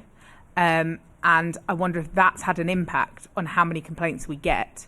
So only the very worst behaviours are what gets complained about. Does that make, in the same way that we have an issue with hate crime reporting, people are so used to it just not being actioned that they just don't bother reporting it in a similar way that they may do with complaints. But I have no evidence for that, so that's what I'd be looking for, is whether or not that is the case. Who'd like to come back on my other questions? Thank you, Paul. Yeah, so the cross-boundary one is referenced in the papers, and it is we can only franchise what operates wholly within West Yorkshire. So if an operator wishes to run a cross-boundary journey, then they have to apply for a permit that meets the requirements of both the neighbouring authority and the West Yorkshire Authority. And that's why there is a consultation happening, as I mentioned earlier on, beginning of next year, with operators to to explore how that arrangement will actually work. But the key element is that those cross-boundary journeys cannot compete, if you like, with the franchise bus network, and that will be the determining factor of whether or not that permit is granted or not. So those services can continue across boundary, but the intention is they shouldn't compete with franchise network that we are providing within West Yorkshire. I think the profit one is interesting in the sense that currently, of course, commercial operators are required to make a profit to be able to invest in their fleet, in their assets, as well as balancing the risk that they take in running a commercial business. In a franchise model, that those risks are reduced, that requirement to invest is reduced, but nevertheless will be an expectation that there will be still a profit element built into their bids, which they will be making in a competitive situation, in a competitive way, in the procurement that we're going through now. So there would still be an expectation that will be profit that operators can make, but the expectation is that it will be less than it probably would need to be in a commercially deregulated model. And just briefly on that point, Chair, to expand, so that profit is based on their price that they submit at the point of bidding, and is in essence fixed for that at that point in time. All of the fare box revenue, so everything that a passenger pays on the network under a franchise network, that revenue comes to the combined authority. So clearly the incentive which is currently with operators to increase patronage and therefore increase revenue will ultimately sit with the combined authority, and our motivations to grow patronage will be to generate a surplus, hopefully, but also to use that surplus to reinvest back into the network. Brilliant, thank you. And in terms of the cross-border routes, I understand I understand the concept of the permit, and I guess the bit I'm confused about is to what extent are we going to consider things competing? I'm thinking of the coastliner bus. Actually, that will operate on a number of the roads that other buses operate on, and you will be able to get on and off it at the same places. So are we going to say that coastliner bus, for example, you'd be able to start in Leeds, but you wouldn't be able to get off anywhere in Leeds, so it wasn't competing in order to then get to the coast? Peter? Thanks, Chair. There are a number of these in the area. Coastliner, I guess, is a special case, but there's also ones that go north, for instance, that finish in Harrogate, that serve most places as a perfectly regular bus. 36, which has been one of the best services in the region at many times. You also have south of West Yorkshire and west of West Yorkshire a number of services that connect villages to what are their nearest towns, in essence, that are across the border. Our expectation is that obviously we would permit any service that runs at the moment to continue doing so. I guess the service permit regime is mostly there to say, well, what if another operator wanted to come in that wasn't operating within the franchise, undercut services or make a different service than those we have chosen to operate as a public purse. So if additional requests came in, we can choose whether or not to allow those. I cannot see many opportunities where they would be competing with the network per se, because mostly they'd be operating a connection to areas outside, but we'd want to make that decision on any point. Many of those services we may already be subsidising in order to guarantee that they exist anyway. And just briefly, Jack, I think our working assumption at the moment is somewhere between 5 and 10% of total network being under a permit, so it is only small in comparison to the total network. Cool. Paul? Yeah, I just want to come in on that, partly to give myself something to say today, because I've been strangely quiet. But I think just to say, actually, thank you to Wicker colleagues who had actually already started the engagement on that thing. As it's a relatively small scale thing in what you're doing, but actually extremely important to us as the main operator into Leeds of those services. And actually, we do appreciate the early engagement on there, because actually, you're right. Not being able to carry people in West Yorkshire will have a massive effect on those services. But actually, being able to continue to do that while delivering the customer effectively a seamless journey, whether they're on a Weaver network bus or one of our buses where they are common, it is the right thing to do. And yeah, again, thanks to Wicker for getting that process going earlier, and we're starting to work through how that will happen. The good news is somewhere else has done it first, and hopefully the conversations will be informed by what's worked there and what didn't quite. So at least there is a precedent now to learn from and build up. So hopefully we'll get a good result.